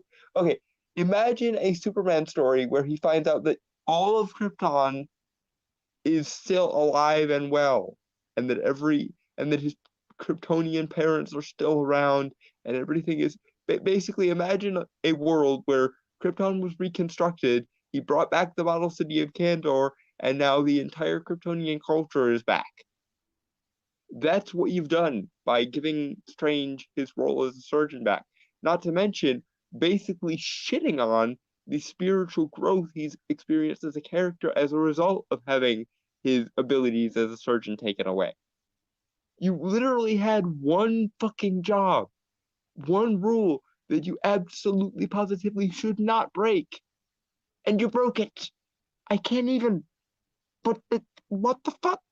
How am I supposed to advocate for this? Seriously, how am I supposed to look at this and see this as anything other than someone taking a massive steaming dump on one of my favorite characters in all of comics as a medium? Seriously, how the fuck am I supposed to be happy about this?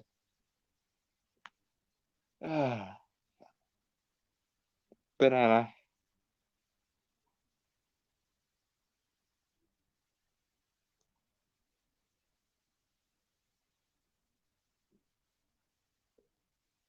Maybe. I'm gonna assume he left to get another root beer.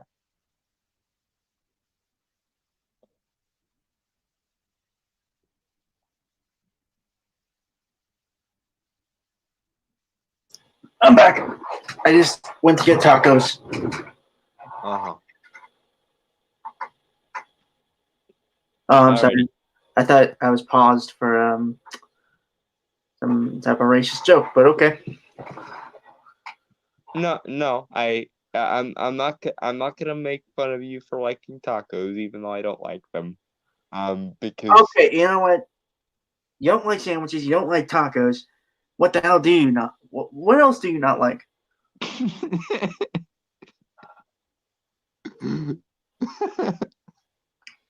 I'm sorry, that's just hilarious. Let's see, what else don't I like that's like mainstream food? Hmm.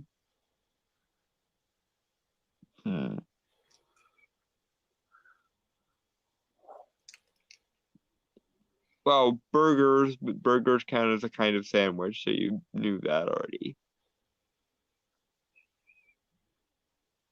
Um, Chicken? I'm pretty sure those are the only like mainstay foods that I don't like is sandwiches and tacos. You're a weird dude, Dome. I know, And that's coming from me. I know. That's part of what makes it funny because you and I absolutely love you for this. You accept all of my other weirdness and you don't bat an eye, but when it comes to my food preferences, all of a sudden it's like, what the fuck? Lol. I don't like nachos either. Nachos are another thing I don't like. Okay, that's where I draw the line. Or sausage. I also really hate sausages. Now that's ironic. I see what you did. Obligatory gay joke. Lol. All right. So we saw C.B. Cebulski and the editor, I believe, of. Well, now here we see the editor of, I believe, Surgeon Supreme, Darren Shan.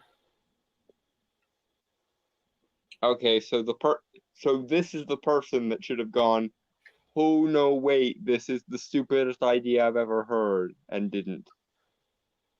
So yeah, fuck you for not doing your job, you ignorant twat. But anyway, let's banana this. I can't. my ability to not even is slowly waning, I think. Okay. Jobs. By night, he's the Sorcerer Supreme, the master of the mystic arts. But by day, he's now also the world's greatest surgeon. Doc practices at McCarthy Medical Institute, which sharp readers will recognize. Okay. So not only did you remove the inciting incident of his origin and all of the spiritual development that goes along with it, you also gave Doctor Strange a secret identity.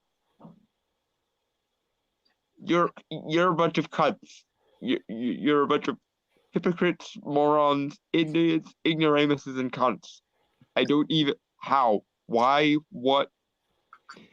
One of the defining characteristics of Doctor Strange is in a world where everyone else has secret identities, he does not.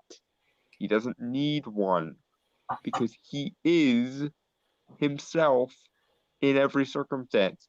When you're the master of the mystic arts, your concerns aren't for this mundane physical reality. Your concerns are for existence itself as a whole.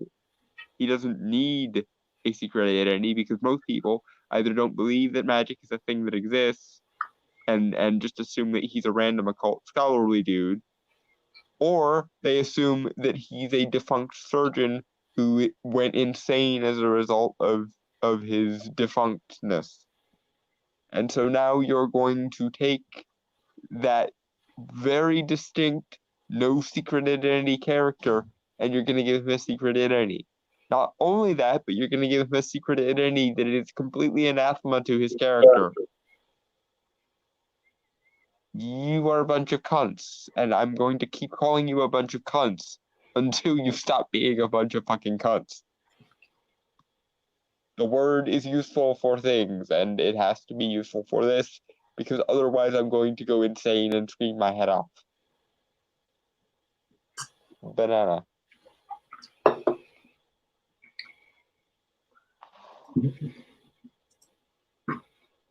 As the same place where Jane Foster, aka Valkyrie, practices. The hospital is going to become a focal point for so many different characters in the Marvel Universe. It's going to be the new icon in Marvel's New York.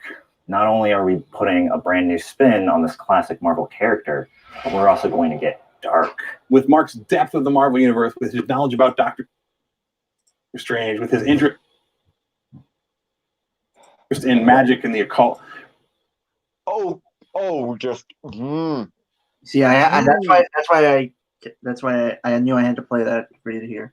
You son of a dyspraxic, AIDS-ridden fucking whore with syphilis.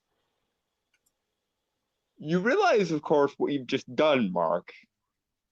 You have now given me a full license to go all kinds of spurgy on your ass right now. Because I normally don't judge people based on the criteria of how accurate they are to magic. But if you are honestly going to tell me that you have some kind of expertise in magic, then I am going to hold you to every degree of the letter of what that means. You want to play the occult virtue signaling game?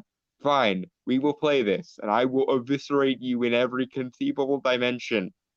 Because you do not get to both shit on my favorite character and also claim to be an expert in anything regarding the occult. I am going to hyper focus in on every single solitary thing you do wrong now. Because you could have gotten off with just being a really shit writer, but now you are dumping on magic and the occult, and I will not have you be doing that, especially not with my fucking favorite character. Reduce yourself to a gurgling puddle of piss, you insectivorous dipshit. I am not okay, and I'm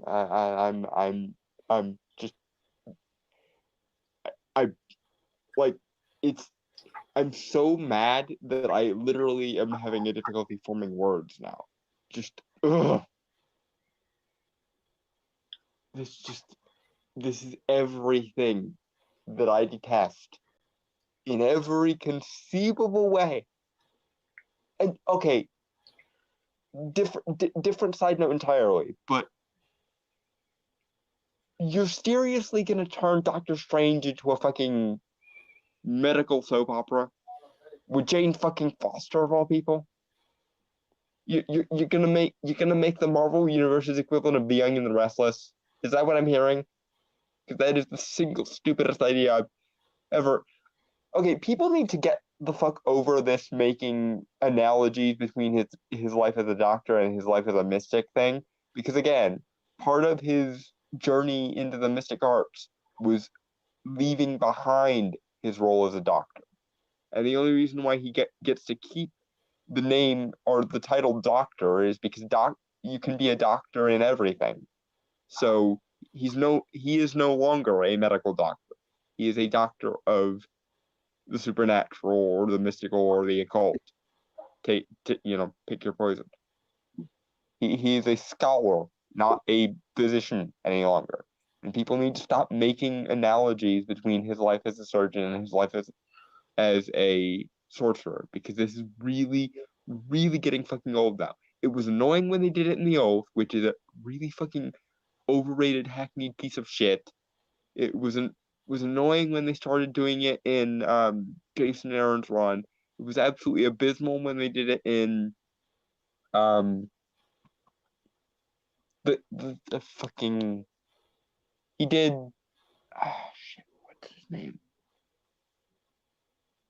The guy who did Cosmic Ghost Rider, I can't remember. Donny Cates. It was abysmal when they did it in Donny Cates' run, and it's a fucking abysmal now. So knock it the fuck off. Part of his growth as a person is leaving behind his role as a surgeon in favor of his role as a mystical scholar instead. Stop making analogies to his life as a surgeon. These are not equivalent things, and the more you make them equivalent things, the more you cheapen his spiritual journey. Piss off. Banana. Okay. Bringing that all together tells such an amazing story. He's able to take epic superhero action and balance it out with personal and emotional drama that's so inherent in the story. Kev Walker is the perfect fit for this. His style is so human and yet so horrific at the same time. From the minute you see the beautiful Phil Noto cover to when you open it up and you get engrossed in the story and see Kev Walker's beautiful art carry you through from page 1 to the last page, this is everything that fans love about Marvel. I don't think you know a single thing that fans love about Marvel, because if you did, you sure as shit would not be making all the cockeyed mistakes you're making in this fucking piece of shit. Now looking back, it's kind of funny how people. Well, looking back, it's kind of funny because the one talking right now is CB Cebulski. Mm-hmm. Remember when people actually thought he was gonna like make everything better? Yeah, I remember being optimistic too. I am forlorn with my mistakes. But yeah, once again, unless you are going to take the mystical and put it through a humanizing filter, like someone like Neil Gaiman does, the word human should not apply to Doctor Strange. His world is not the world of humanity. His world is the world of cosmic, quasi-Lovecraftian, psychedelic, and surreal shit. He is the guardian of the gate, the one who essentially maintains the fact that the laws of physics are laws and not just strongly worded suggestions. He is the guy who makes sure that the laws of physics don't become the strongly worded letters of physics. If you'll take my joke. And you're going to take this character who has, for the last, I don't know, 5 storylines in a row, lost all of his fucking powers, and you're gonna make him lose them all over again, just because you really, really, really wanted to subvert the origin of the character. I gave Mark Waid a lot of credit because at the very least his run was better than Donny Cates' run, and it was better than Jason Aaron's run. But I don't think I'm ever gonna forgive him for this shit. Making Doctor Strange a surgeon again and giving him a secret identity is the very essence of a betrayal of the character. And the fact that this is gonna turn into a fucking medical drama with Jane Foster in it is the shit icing on the cake.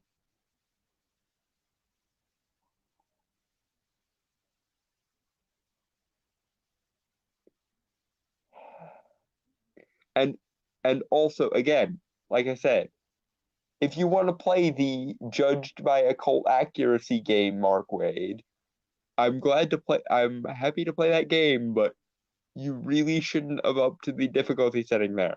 Because I was just gonna judge your art based on art, but now, because someone said that about you, I'm gonna have to judge you on occult terms. And I'm not gonna be nice about it. You're shitting on my favorite character, and you're shitting on something I've devoted 13 and a half years of my life to. So piss off. Banana. Roger, Roger. This is the world outside your window. The story should appeal to new readers. We are bringing you in from the ground floor right off the bat. Whether you've never read a Doctor Strange comic before or you're only familiar with him from the movies, this first issue has you covered. It's a Doctor Strange you've not seen in a long, long time. And make no mistake, this is at heart a horror book. It is. Okay, that's one thing I would give them credit on. If they genuinely do make this a supernatural horror book, then that's better.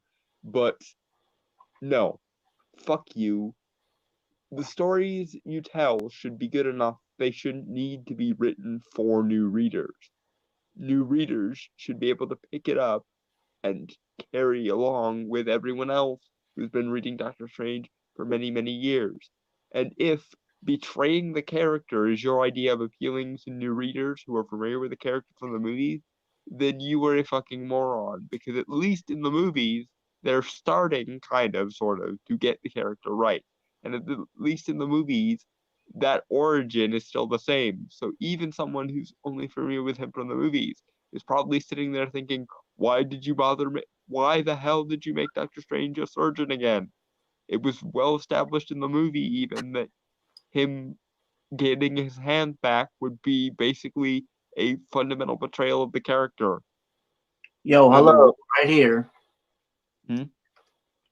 Oh, I'm one of the guys who only knows it from the movies. Yeah. So do you think that Yes. him having his hands back in any way makes sense? No. Not at all. And Because that was the one thing from the movie they did right, was giving good, solid reasons why he shouldn't want his hands back, or why he shouldn't attempt to get his hands back. And your idea of appealing to readers who are just familiar with the movie version is to dump on both the point of the comics and the point of the movie. And you're going to do so in order to make basically what amounts to the Marvel Universe equivalent of General Hospital. Fuck you. Fuck you with so many cocks. The universe itself will run out of cocks to fuck you with.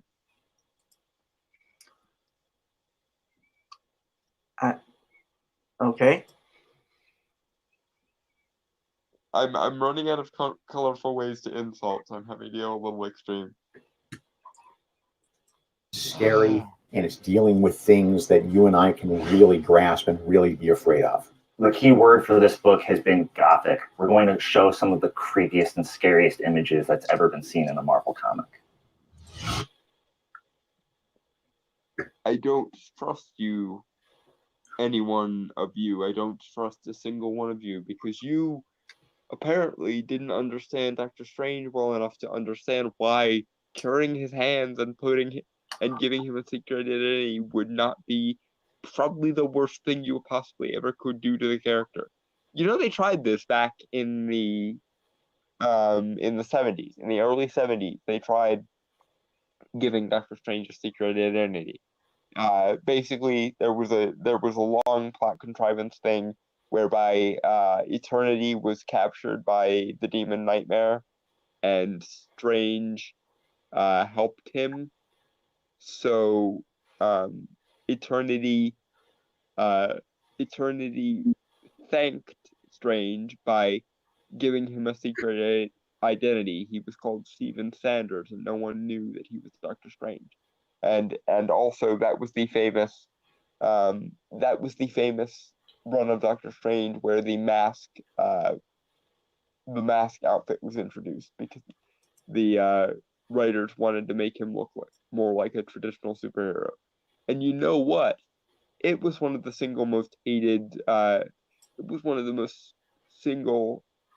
hated editorial decisions of that decade, and it only lasted like, I want to say, 6 issues. So better men than you had tried. Like, this was during the Steve Englehart run, probably the best run of the character in my humble opinion, except for maybe the Roger Stern run.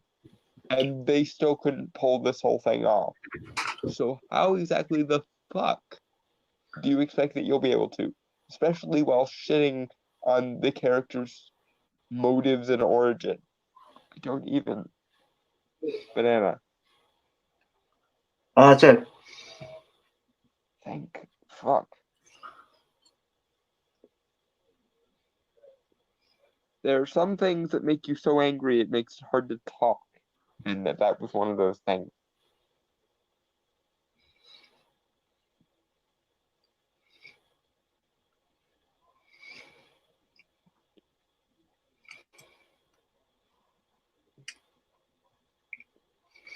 So, sorry, Sodium Taco. Mm-hmm. So, the next trailer, which will be the last trailer we cover before we move on to something a little more lighter note, is the Scoob trailer. Yeah. They're making an animated Scooby-Doo movie. Which will actually have a theatrical release, which I'm very surprised about. Yeah. So and I'm sure Dolan was the same way. I grew up watching Scooby-Doo, like the original cartoons. Yeah. I didn't exactly get into Scooby-Doo until Mystery Incorporated, for obvious reasons. If anyone knows me or has seen my work on my other channel, Brainstorm Pop Culture. Something mystery plus something character. Yes. Yeah.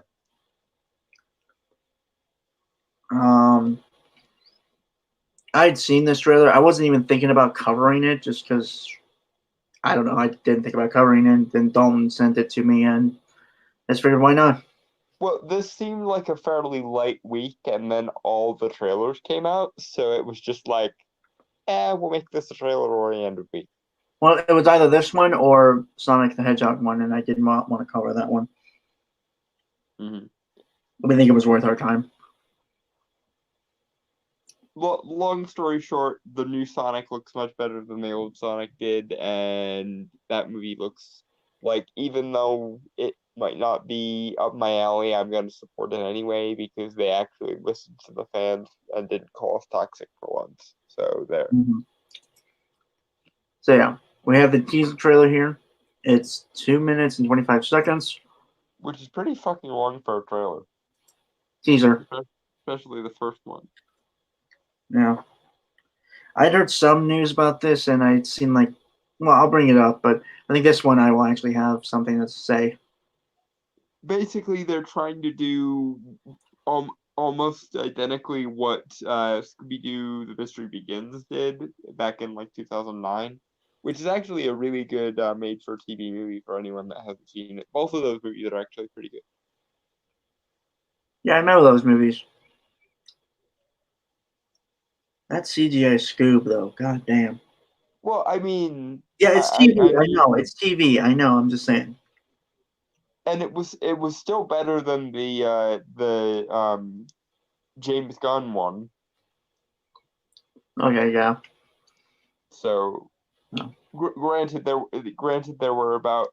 was about a decade between the Scooby-Doo of Scooby-Doo and the Mystery Begins and Scooby-Doo and Monsters Unleashed, I think, was the sequel.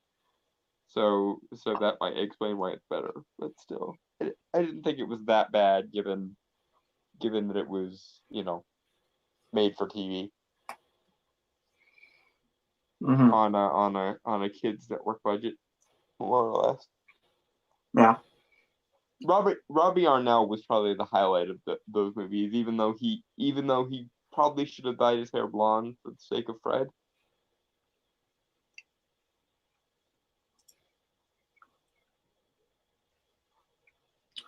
Anyway, here's a Scoob trailer. Mm-hmm.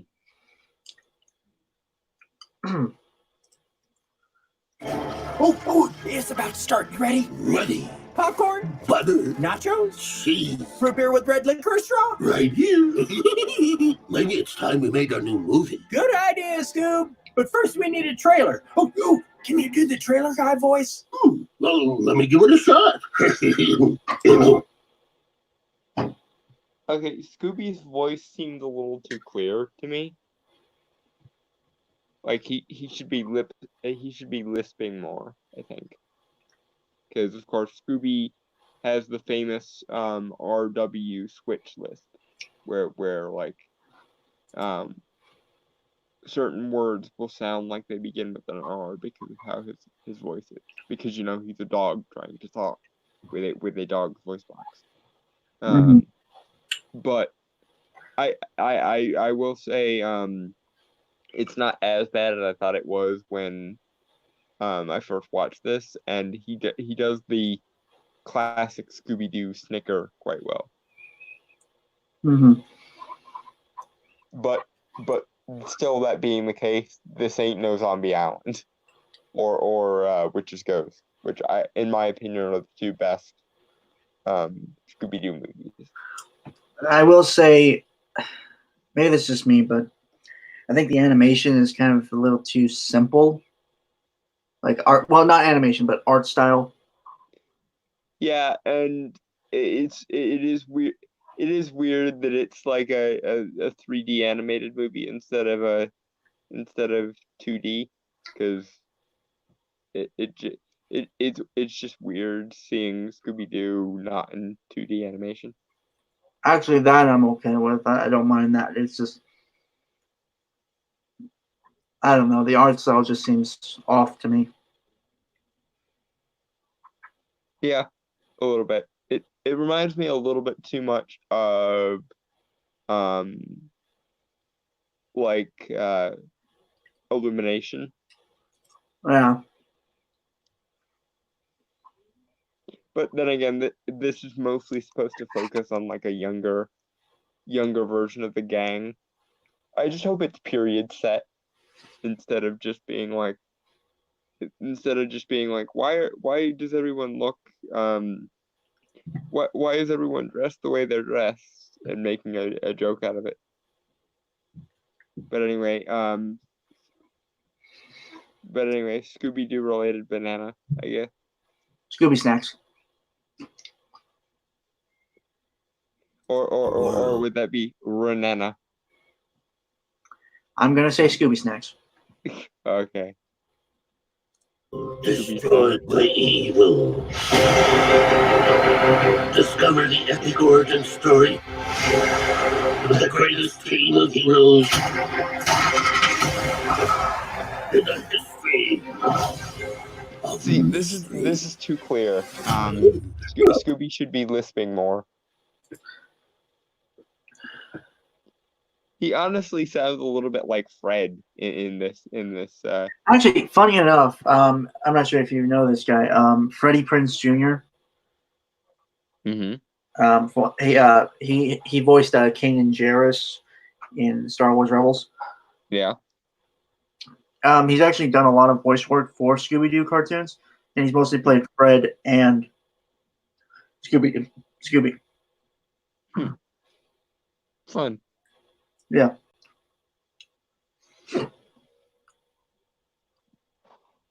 Oh, so we're talking gaming.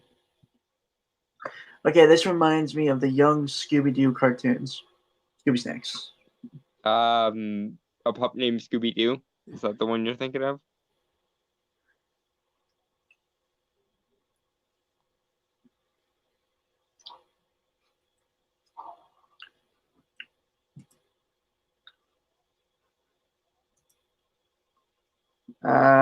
She has not replied yet, so I will just continue on. Yep. Well, actually, before we do, there were some images here.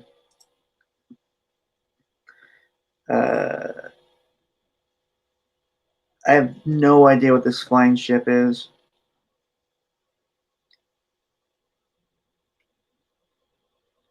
Yeah, I got no idea. I got nothing. I like the design of. I don't know what town they are in, actually. Like, is it because the town they originally come from? It's like called Coolsville or Goulsville or something like that. Yes, in almost every version I've heard of, it's called Coolsville. Yeah. Because I remember from Mystery Incorporated, it was called Crystal Cove. Yeah, that was one of the changes I didn't care for, because Scooby Doo and Friends are always from Coolsville. And I suppose you could make the argument that they moved to Crystal Cove, but still, that's not a good enough justification to be the one adaptation in the entire franchise that didn't get the fucking town name right. But anyway, Scooby Snacks. Oh, yeah, a pup named Scooby Doo. So Tiny Gaming. I loved that show when I was a kid. I liked Scooby Doo a lot when I was a kid. I've seen just about every iteration of it at least once. Yeah. The guy voicing Shaggy, he sounds familiar. I think he was like the main actor who played in that show, Last Man on Earth. I don't know who plays Shaggy. I know Zac Efron is in this. I hope he played like Fred or something. He is. Yeah, that makes all the sense. Because if I had to cast a modern live action version of Scooby Doo, Zac Efron would probably be my first choice to play Fred. So I have the cast up. So Frank Welker is playing Scoob. Oh, so they did bring Frank Welker back. Yeah. Zac Efron, Fred Jones, Gina Rodriguez, Velma Dinkley, Amanda Seyfried, Daphne Blake, Will Forte, Shaggy. Will Forte. Where do I know him from? Last Man on Earth, Saturday Night Live, McGoober, Good Boys, Booksmart.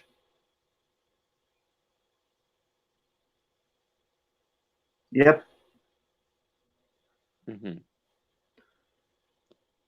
Also, Tracy Morgan is in Scoob, as well as Mark Wahlberg, Ken Jeong, and Jason Isaacs, and Kirstie Clemens. Who is Mark Wahlberg playing?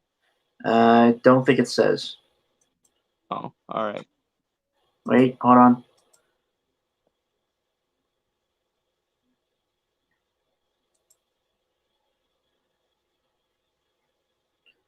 Let me go to IMDb. But hold on. Okay, so it's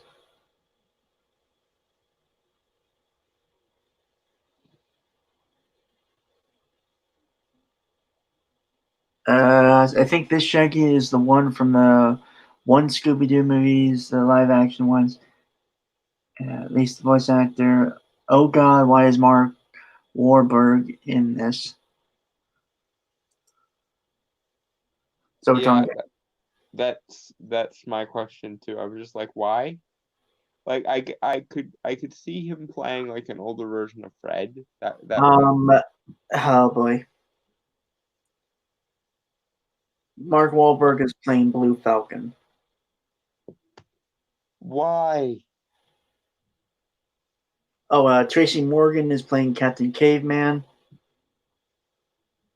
Okay, so they are bringing in some of the other Hanna-Barbera like characters. I'm okay with this. Oh, Jason Isaacs is play. For the record, Jason Isaacs played the Emperor in Dark Crystal: Age of Resistance. He is playing Dick Dastardly. Oh my god. Yes. Now my question is, are we getting Muttley and are we getting Dynamite? Or Dynomutt? Because if we're Yeah, getting it's playing by Ken Jeon. He's Asian comedian, I believe. Because if we're getting Blue Falcon, we are most definitely getting Dynomutt. And if we're getting Blue Falcon and Dynomutt and Dick Dastardly, then we need Muttley. Which to me is funny because Muttley was another talking dog who would very often snicker. So that's extremely funny to me. Right. Scooby Snacks. Scooby Snacks. Nailed it! Oh,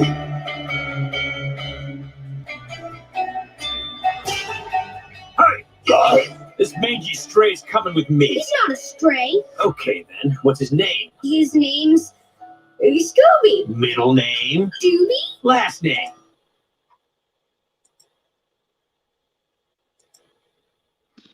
Okay, I'm disliking that this is at random, and also the art style is not helping. Plus, this seems like a really just generic kids movie type thing to happen. I'm not seeing much Scooby-Doo in this. Well, if it's supposed to be an origin, I guess. Well, yeah, but comparing this to something like Scooby-Doo: The Mystery Begins, there was all kinds of Scooby-Doo in that, like just Scooby-Doo lore up the wazoo. So if a made-for-TV movie can do it, then they should most definitely be able to. Not to mention that we already kind of have Scooby-Doo origins in the form of like Pup Named Scooby-Doo, and even the flashbacks in Scooby-Doo Goes to Hollywood, if I remember that movie correctly.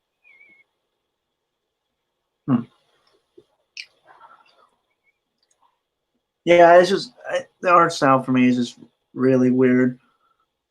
I don't even know how to explain it. It feels off to me. It's a bit uncanny is the thing there. Yeah, I think. I honestly would rather them do this in hand-drawn animation, because at least then it would feel more like Scooby-Doo. Mm-hmm. Last Anyway. name? Scooby Snack. Do. You said that we would always be. Without you, I feel lost at sea. I love it. In the darkness, I'll never take it off. like the wind, we be riding. Aw. This song does not really go with Scooby-Doo very much. Like, one of the things that makes Scooby-Doo so very distinctive is it is so founded on the weird psychedelia of the 60s. And everyone knows songs like I'm in Love with an Ostrich because they first heard it in Scooby-Doo, specifically in the case of I'm in Love with an Ostrich, in the episode Jeepers It's the Creeper. And I imagine it's the same way with a lot of other weird 60s songs that we otherwise wouldn't know. Hell, most people know Casey Kasem because he was the one who played Shaggy in Scooby-Doo. And yes, I'm aware he was also in Ghostbusters. but the main reason people even recognize his voice, who weren't alive in the 70s and 80s, is because everyone hears that scene in Ghostbusters and goes, "Hey, why is Shaggy the radio presenter?" Because it was Casey Kasem, and Casey Kasem was Shaggy. Yeah, I'm going to bring it up now. So I'm not sure if anyone knows about this YouTuber, and I'm going to plug him because I think he's a really good YouTuber. Dr. Wolfula. He's like a horror. He covers like horror stuff on his channel. I've seen a couple videos from him, I think. Yeah, he's really good. Yeah, really cool dude.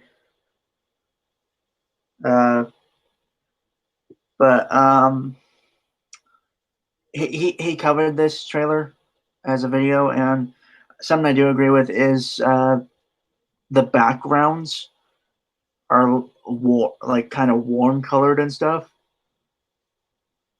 And he brings up the thing with like the original cartoon and stuff is that like the backgrounds and stuff were very cold and very creepy, right?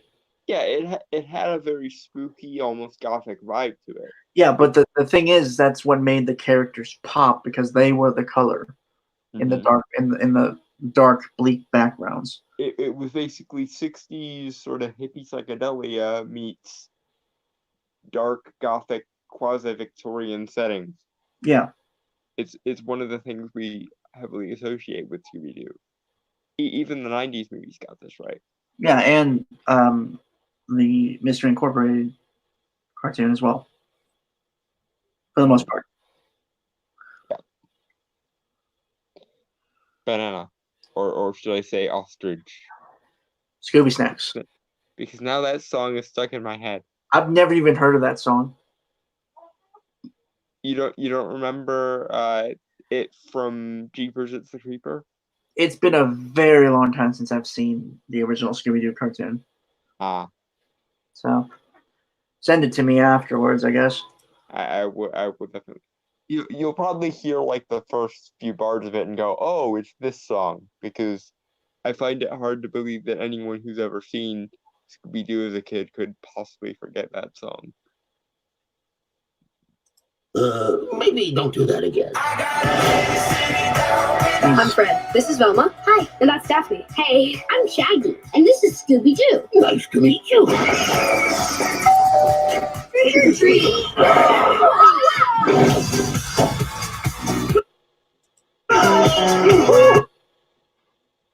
Okay.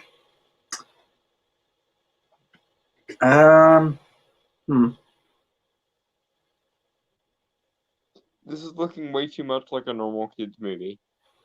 Yeah. See, part of me kind of wishes that they went the route of,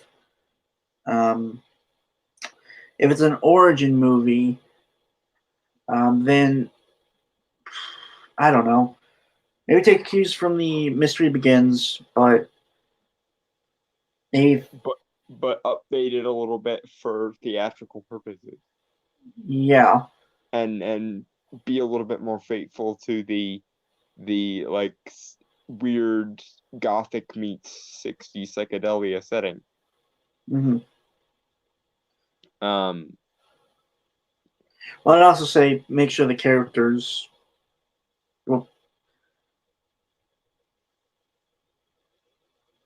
are faithful, and also give them some, give them like another dimension.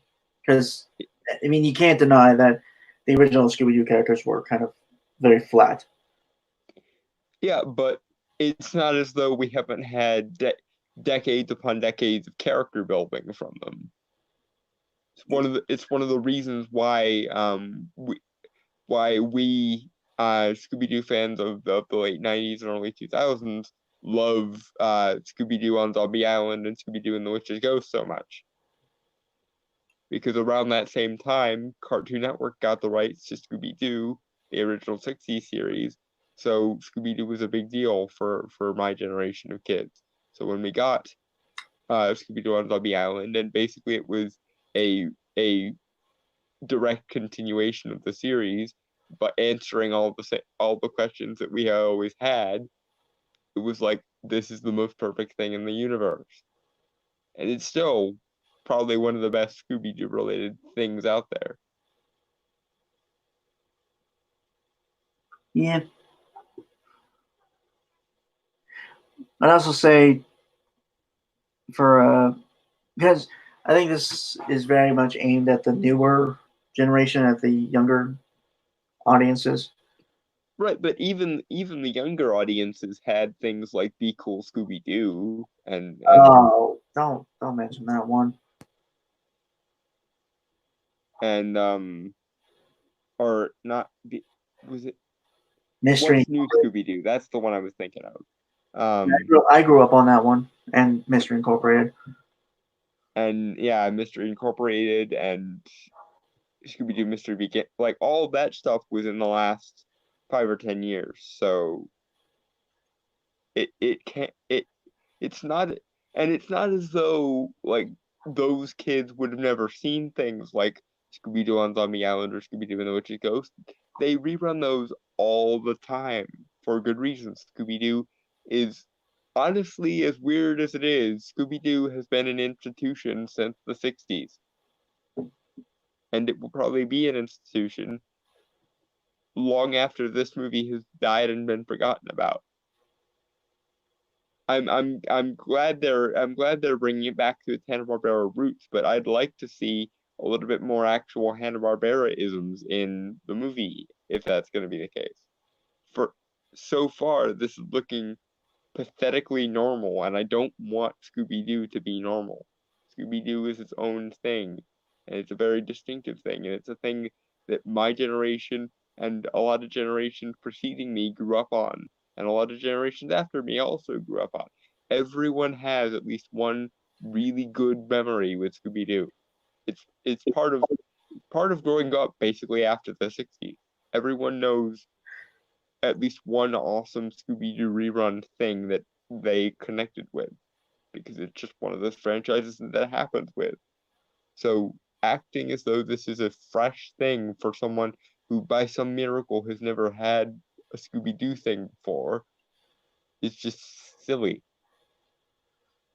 People who come for Scooby-Doo movies come for Scooby-Doo movies. We want to see some semblance of whatever that thing we connected with was, whether that's the original series, whether that's What's New Scooby-Doo, or whether that's Crystal Cove, although I have my issues with that one, or whether that's the freaking live-action Cartoon Network movies. There's so much Scooby-Doo lore you can pull from, and you've basically given just a normal like Illumination style kids movie. It's kind of insulting and annoying, to be honest. So Cortano Gaming, I loved Mystery Incorporated. Yeah, you misspelled it, Incorporated. I must be the odd man out, because I was apparently one of the only people who just never ever connected with Mystery Incorporated. Well, to be honest, Don, you don't really like anything new. I mean, and that's not me trying to be a dick. It's just, I mean, I'm not saying you're wrong, but I don't think it's because it's new that's the problem. I think that'll be a discussion for some other time, just because I think we do need to finish this one. Yeah, we should definitely Scooby snack.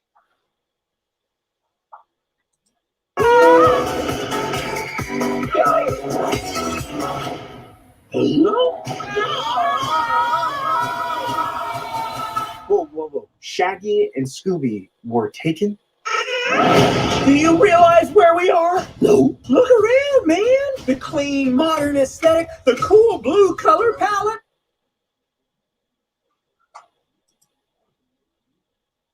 Okay, impress me with the joke, guys. Come on. We're in IKEA. the Falcon Fury. Did you say IKEA? Nope, I said Falcon Fury, just like you. Oh god. That was a very, very cringy joke. Plus, it dates it. And Scooby-Doo is supposed to be timeless. What the fuck? This is Like- not like okay. Before you say something, this is not going to be what Spider-Verse was for Spider-Man in terms of animated movie. No, and another good comparison for what I want this movie to be. You remember a couple years ago when they made a computer animated Peanuts movie? Yes. That was such a good Peanuts movie. And it was a modern Peanuts movie. Because it didn't have any of the modern woo in it. It just was a modern take on the Peanuts. With all of the trimmings and all of the trappings. That's what I would want this movie to be. I want this movie to be basically a love letter to the classic Scooby-Doo things. And like I said, it's not like Scooby-Doo has been quiet for the last 50 or 60 years. So you've got a lot of things you can pull from to make it similar to. So it's not like you're isolated into one era or anything. But apparently no one bothered to do that recently. And again, I like that they're bringing in things like the Blue Falcon and Captain Caveman and a lot of the other Hanna-Barbera characters. That gives it some kind of sense of continuity. But it means nothing if you're not actually going to bring any of what made those characters awesome in the first place. Hell, one of my favorite episodes of one of my favorite cartoons when I was a kid was when Dexter from Dexter's Laboratory crossed over with Blue Falcon and Dynamite. Why did I do that again? Dynomutt. That was an extremely awesome crossover, and it made me think of older cartoons like Blue Falcon and Dynomutt, which was an awesome superhero franchise from not DC and not Marvel. And yet, it looks like this movie is going to lampshade them again, and it annoys me. But anyway, Scooby Snacks.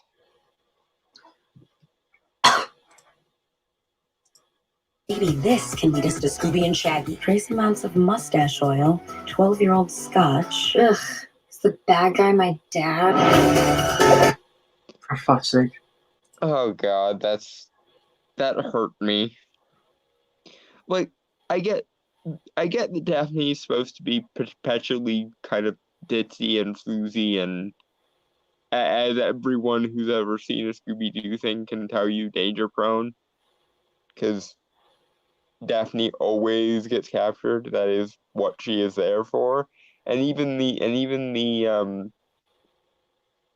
one from the made-for-TV Cartoon Network movies was a little snarky every now and then, but she has moved all the way from occasionally ditzy but still well-meaning girl all the way to mean girl style bitch.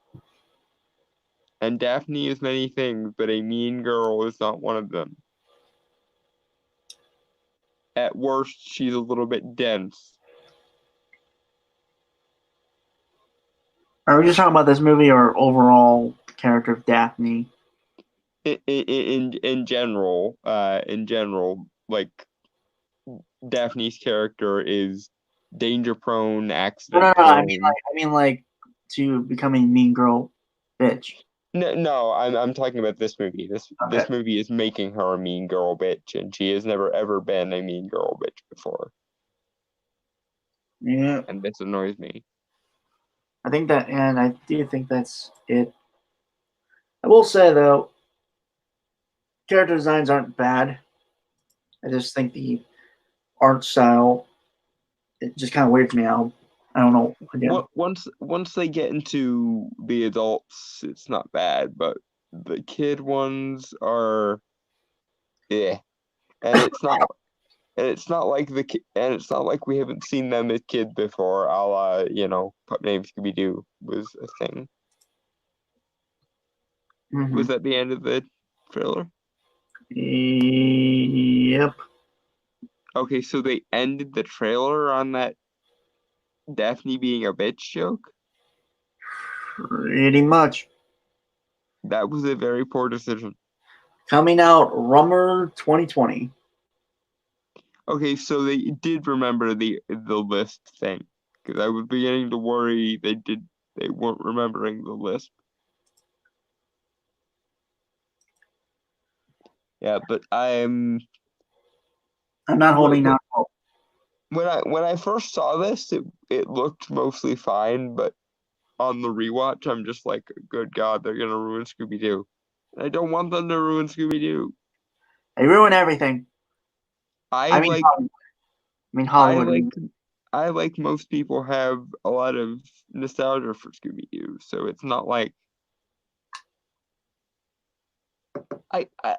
I can't imagine that the Hollywood people grow in such a bubble that they've never been exposed to proper Scooby-Doo-dom.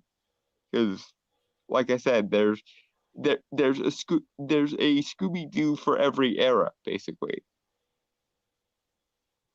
And I can't imagine that the people who made this didn't grow up on Scooby-Doo. Unless they were literally conceived in a bubble and then raised in one.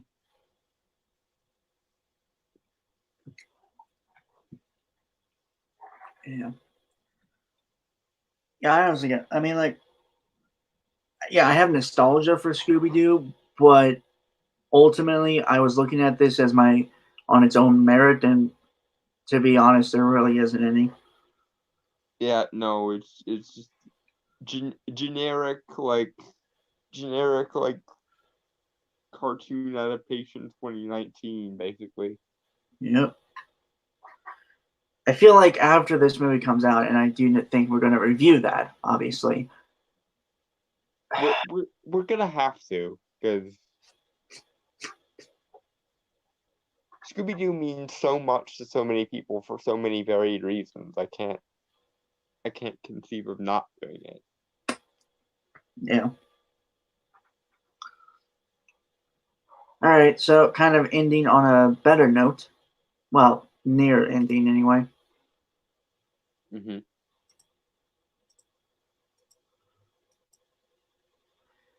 Bounding into Comics, John F. Trent, November 12th, 2019. Gargoyles creator Greg Weisman launches campaign for new Gargoyles series after Disney Plus launch. And on this note, may I just say, fuck yes, Gargoyles.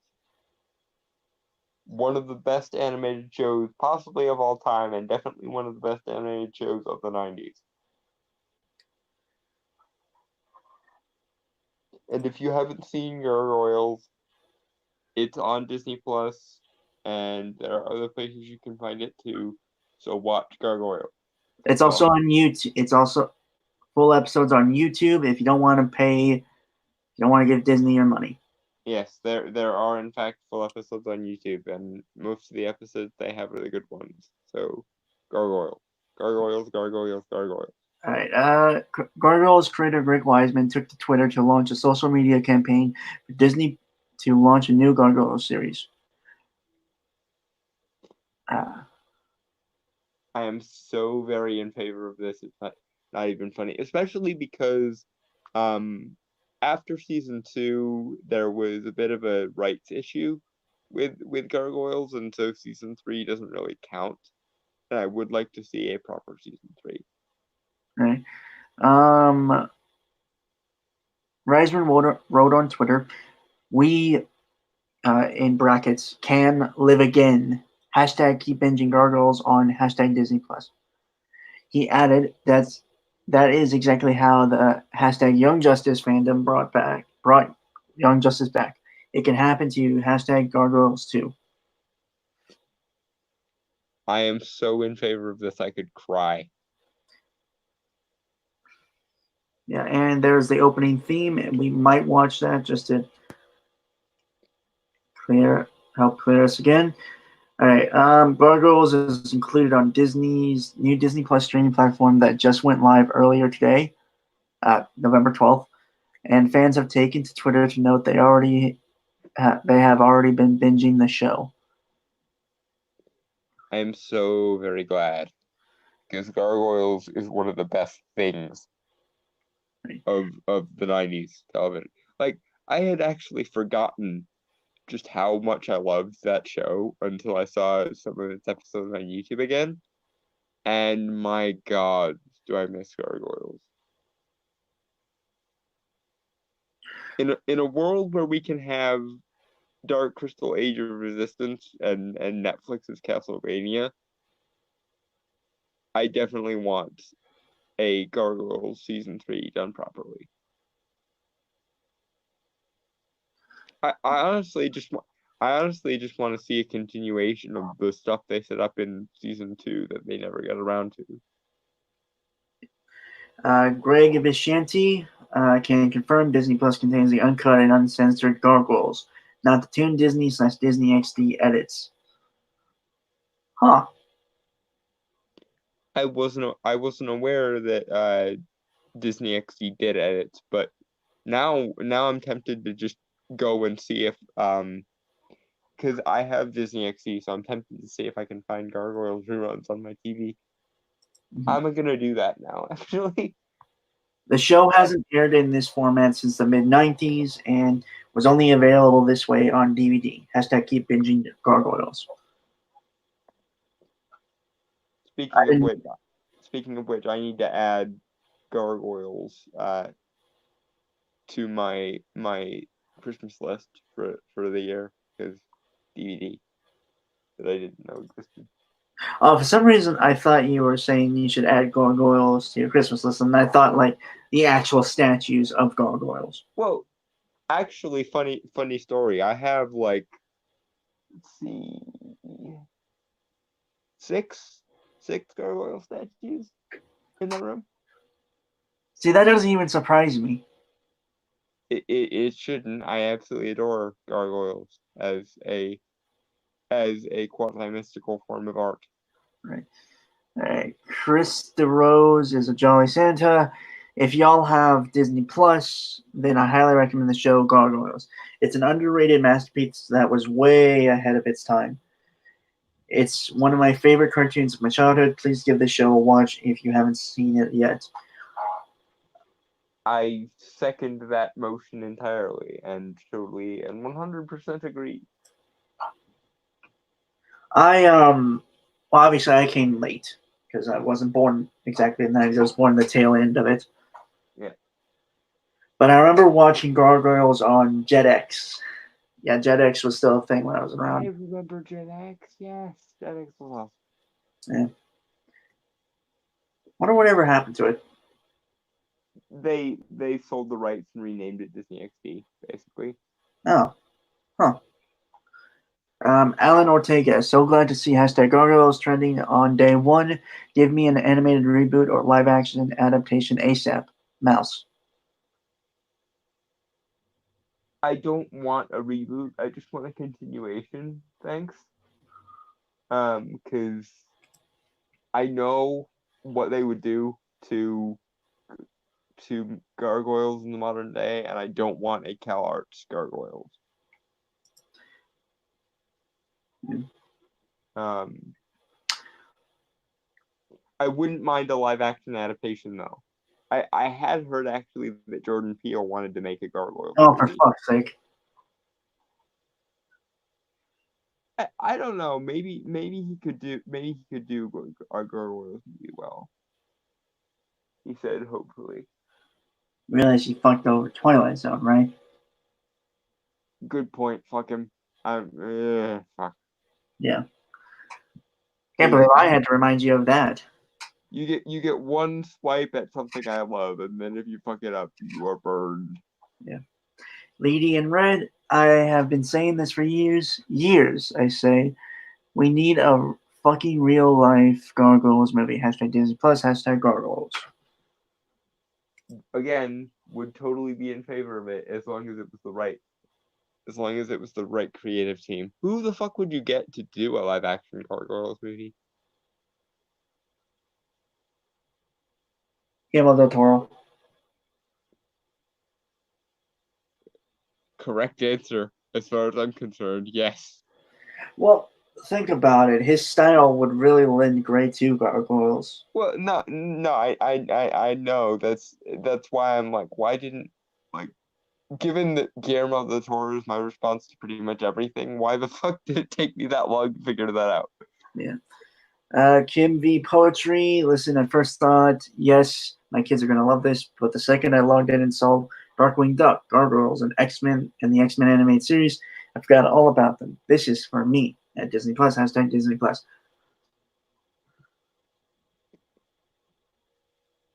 I again, I absolutely adore how much love this is getting. Gargoyles is one of the greatest shows, in my opinion, of all time. It's on par with the Batman animated series, and that's very hard to do. And the fact that it's so magic heavy obviously makes it appeal to me even more. But Right. I think for me, it was how it looked was always something that I liked. I Plus, also really liked the ties to like Shakespearean stuff, because of course they've got Puck and Oberon and Titania in there. Macbeth. Yeah. And even of course when they brought in Arthurian legend proper, with what with Avalon and of course King Arthur, the sleeping king, when they woke him up. Mm-hmm.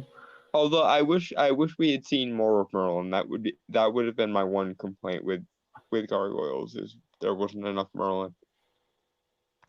Of course, pretty much everything can be added to with the presence of Merlin, in my opinion, but that's just me. Except for the fucking show where he was a bratty preteen. That Merlin? show can go fuck itself.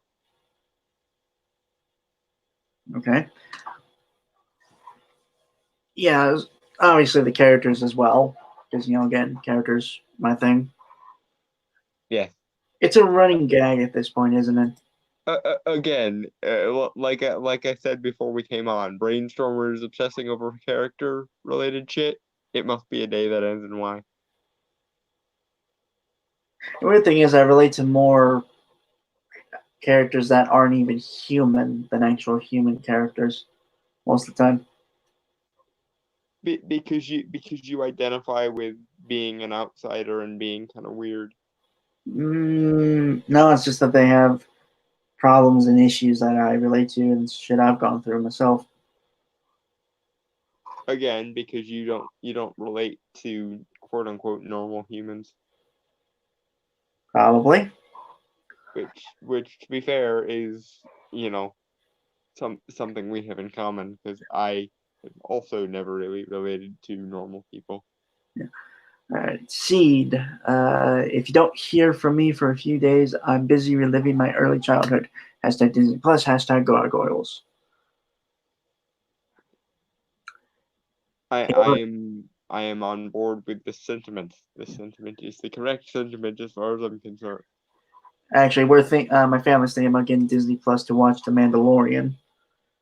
So, Gargoyles and everything else would be an added benefit. Question: does Disney Plus have David the Barbarian? That's another good. It's a very different show, but it's another. I remember that show. Honestly, I kind of want to try and find the Proud Family on Disney Plus. I don't think they have that yet. For fuck's sake. They're going to upload it, but they're still in the process of uploading things. I know, it's just goddamn. They have the Proud Family movie though. All right, Kayla Hernandez, meet Benji Gargoyles on hashtag Disney Plus with my mom and sister. There's a picture of, I believe, Cinderella with Ariel and Jasmine with a painted-in Apple laptop.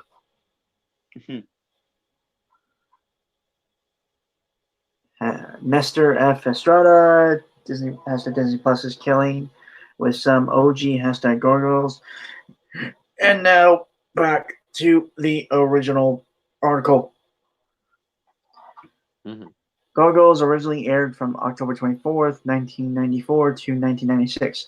The first 2 seasons aired in the Disney Afternoon programming block. The story would live on in comic book form, published by Slave Labor Graphics. between 2006 and 2009.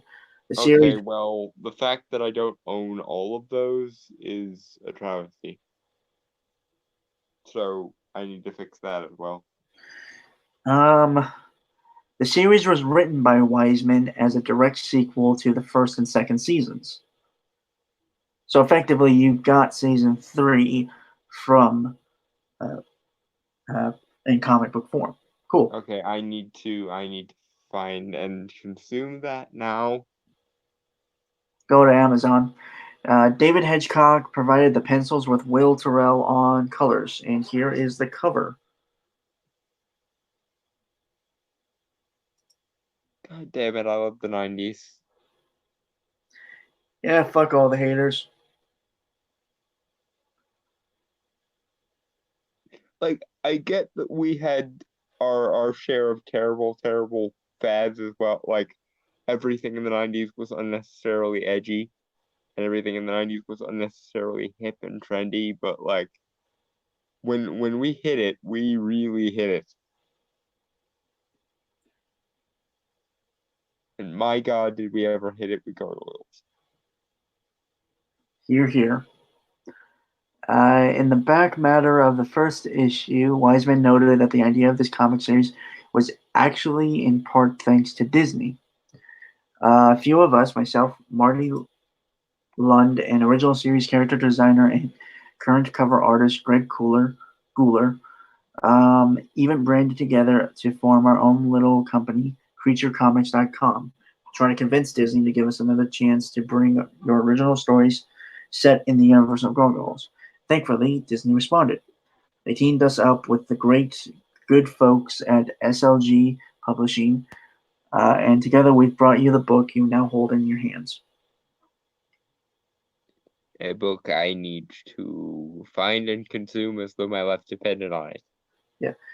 He also specifically described the comic series as a direct sequel to the second season. And most importantly, this new Gargoyles comic book series, the first original canon stories in a decade, issues number 1-2 pick up right where Hunter's Moon left off and are a great jumping on point, whether you've never heard of Gargoyles before or simply need a little refresher. Starting with issue 3, we launch into an exciting new arc that I'm hoping will leave you breathless and begging for more.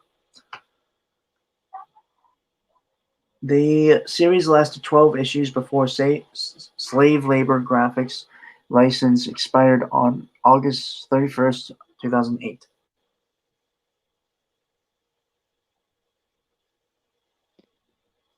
Oh well, it's sad, but hey, at least now we can pick up from where the comics left off, and we can treat the comics like their background information.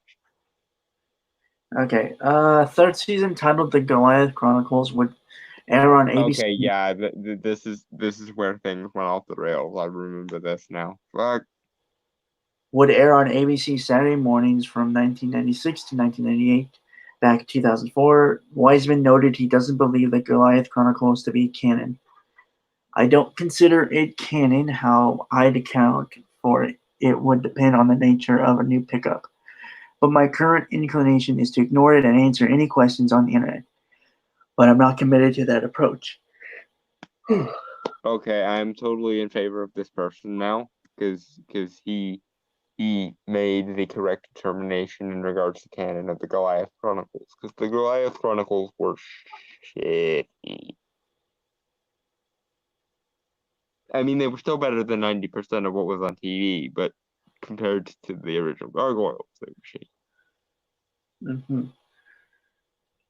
In 2002, he revealed that his problem with the Goliath Chronicles is that the staff of Chronicles took springboards I came up with and then went way south with them. If I don't ignore those stories, it prevents me from doing the stories I had planned on doing. If that sets us up for comparison and with more sophisticated fans who have seen both, I can live with that. Okay. Loving Greg Wiseman so much right now. Marvel Comics also published an 11-issue Gargoyle series in 1995 that referenced the events of the series, but did not follow the continuity of the series. However, Wiseman did consult on plot points. Okay, so funny story about that. At least for the longest time, Marvel had this rule whereby anything that it referenced as a license deal was canon to the Marvel multiverse. So that means that Doctor Strange and Gargoyles exist in the same universe now. Totally don't care how much I'm gonna have to pencilize my brain to make that work, because that means the eventual crossover between the Archmage from Gargoyles and Doctor Strange. And my god, yes. That also means Doctor Strange can meet Puck, and that's also fun. Mm-hmm. Although personally, if I had to canonize them to one comic publisher, I would probably put them in DC, not Marvel. I guess that kind of makes sense. Yeah. Um, So I'm not being that picky. In 2002, we revealed that his problem. Oh, God damn it. There is precedent for Disney to approve continuations of animated series. With the announcement of Disney Plus, they also announced that Dave Filoni and his Star Wars: The Clone Wars animated series team would get a 7th season. Okay, well done, Disney. I'm almost tempted to forgive you for Last Jedi, but not even.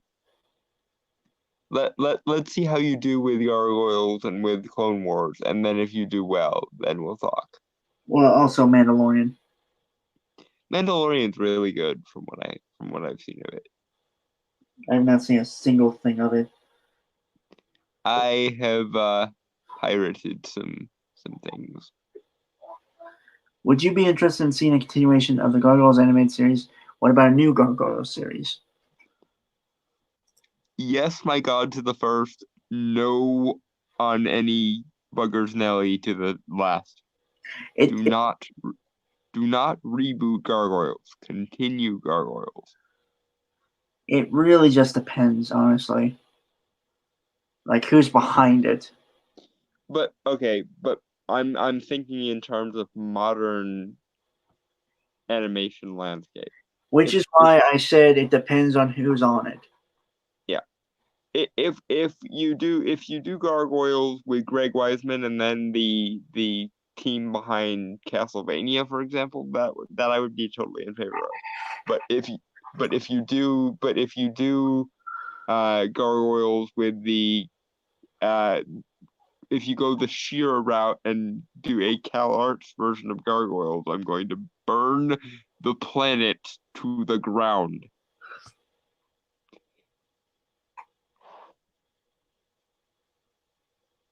That seems fair, I suppose. Because the world contains so many nice things that it no longer contains or the world used to contain so many nice things that it no longer contains because people decided that art didn't matter. Yeah. And I've already lost Vertigo. I am not losing the awesomeness that is Gargoyle. Yeah, okay, so I guess we are moving forward with comic book recommendations, and goddamn, we are only about close to 3 hours.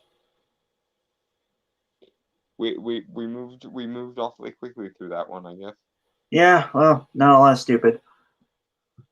Not as much of it, although what stupid there was very, very heavily condensed.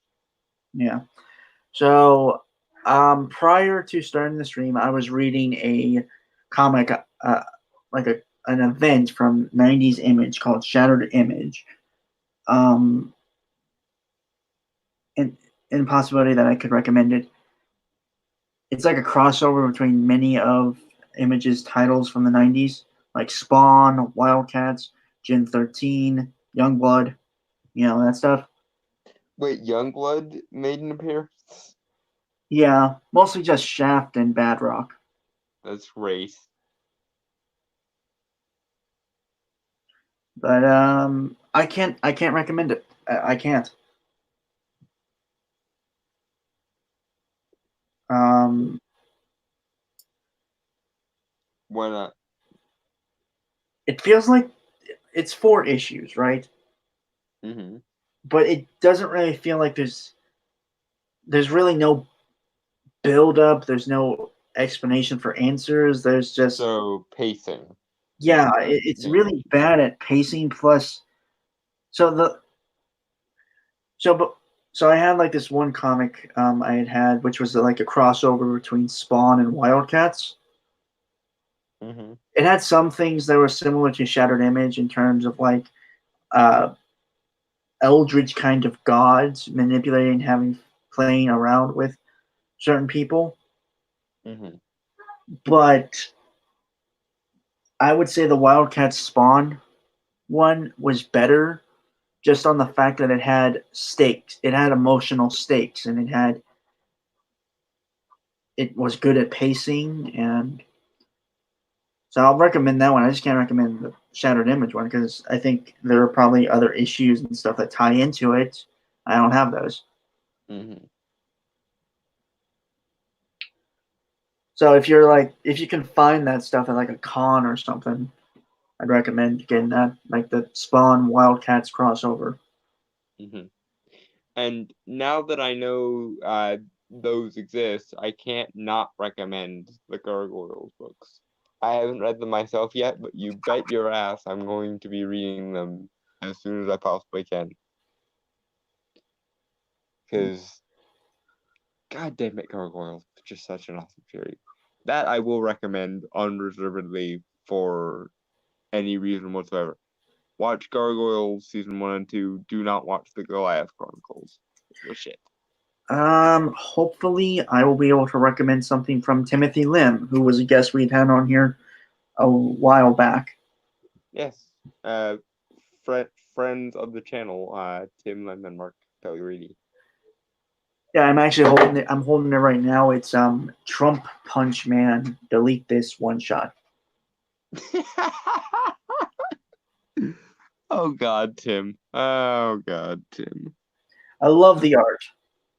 Like, having actually spoken to the dude, I can now kind of see how his brain works, and I can just imagine. I can just imagine him and Mark hanging out after a couple of drinks and just randomly saying that. Oh, right. Since we're talking about Timothy Lim and Mark Pellegrini. Pellegrini. Thank you, Don. I will also recommend Black Ops. And well, that's the only other thing I've read of his, unfortunately. I tried looking for My Hero Macadamia, but I couldn't find it in my store. Hmm. So yeah. Yeah, Black Ops is really good. It has a bunny that super intelligent while also being a badass Black Ops soldier. Basically, the pink berets from Hop, but done right. Yeah. Anything else you want to add, Dalton, or shall we sign out? We can sign out. All right. So with that, folks, I want to say goodbye, adios, aloha, auf Wiedersehen, sayonara, peace, cheers, and Shalom. Now fuck off. All of you. Fuck off.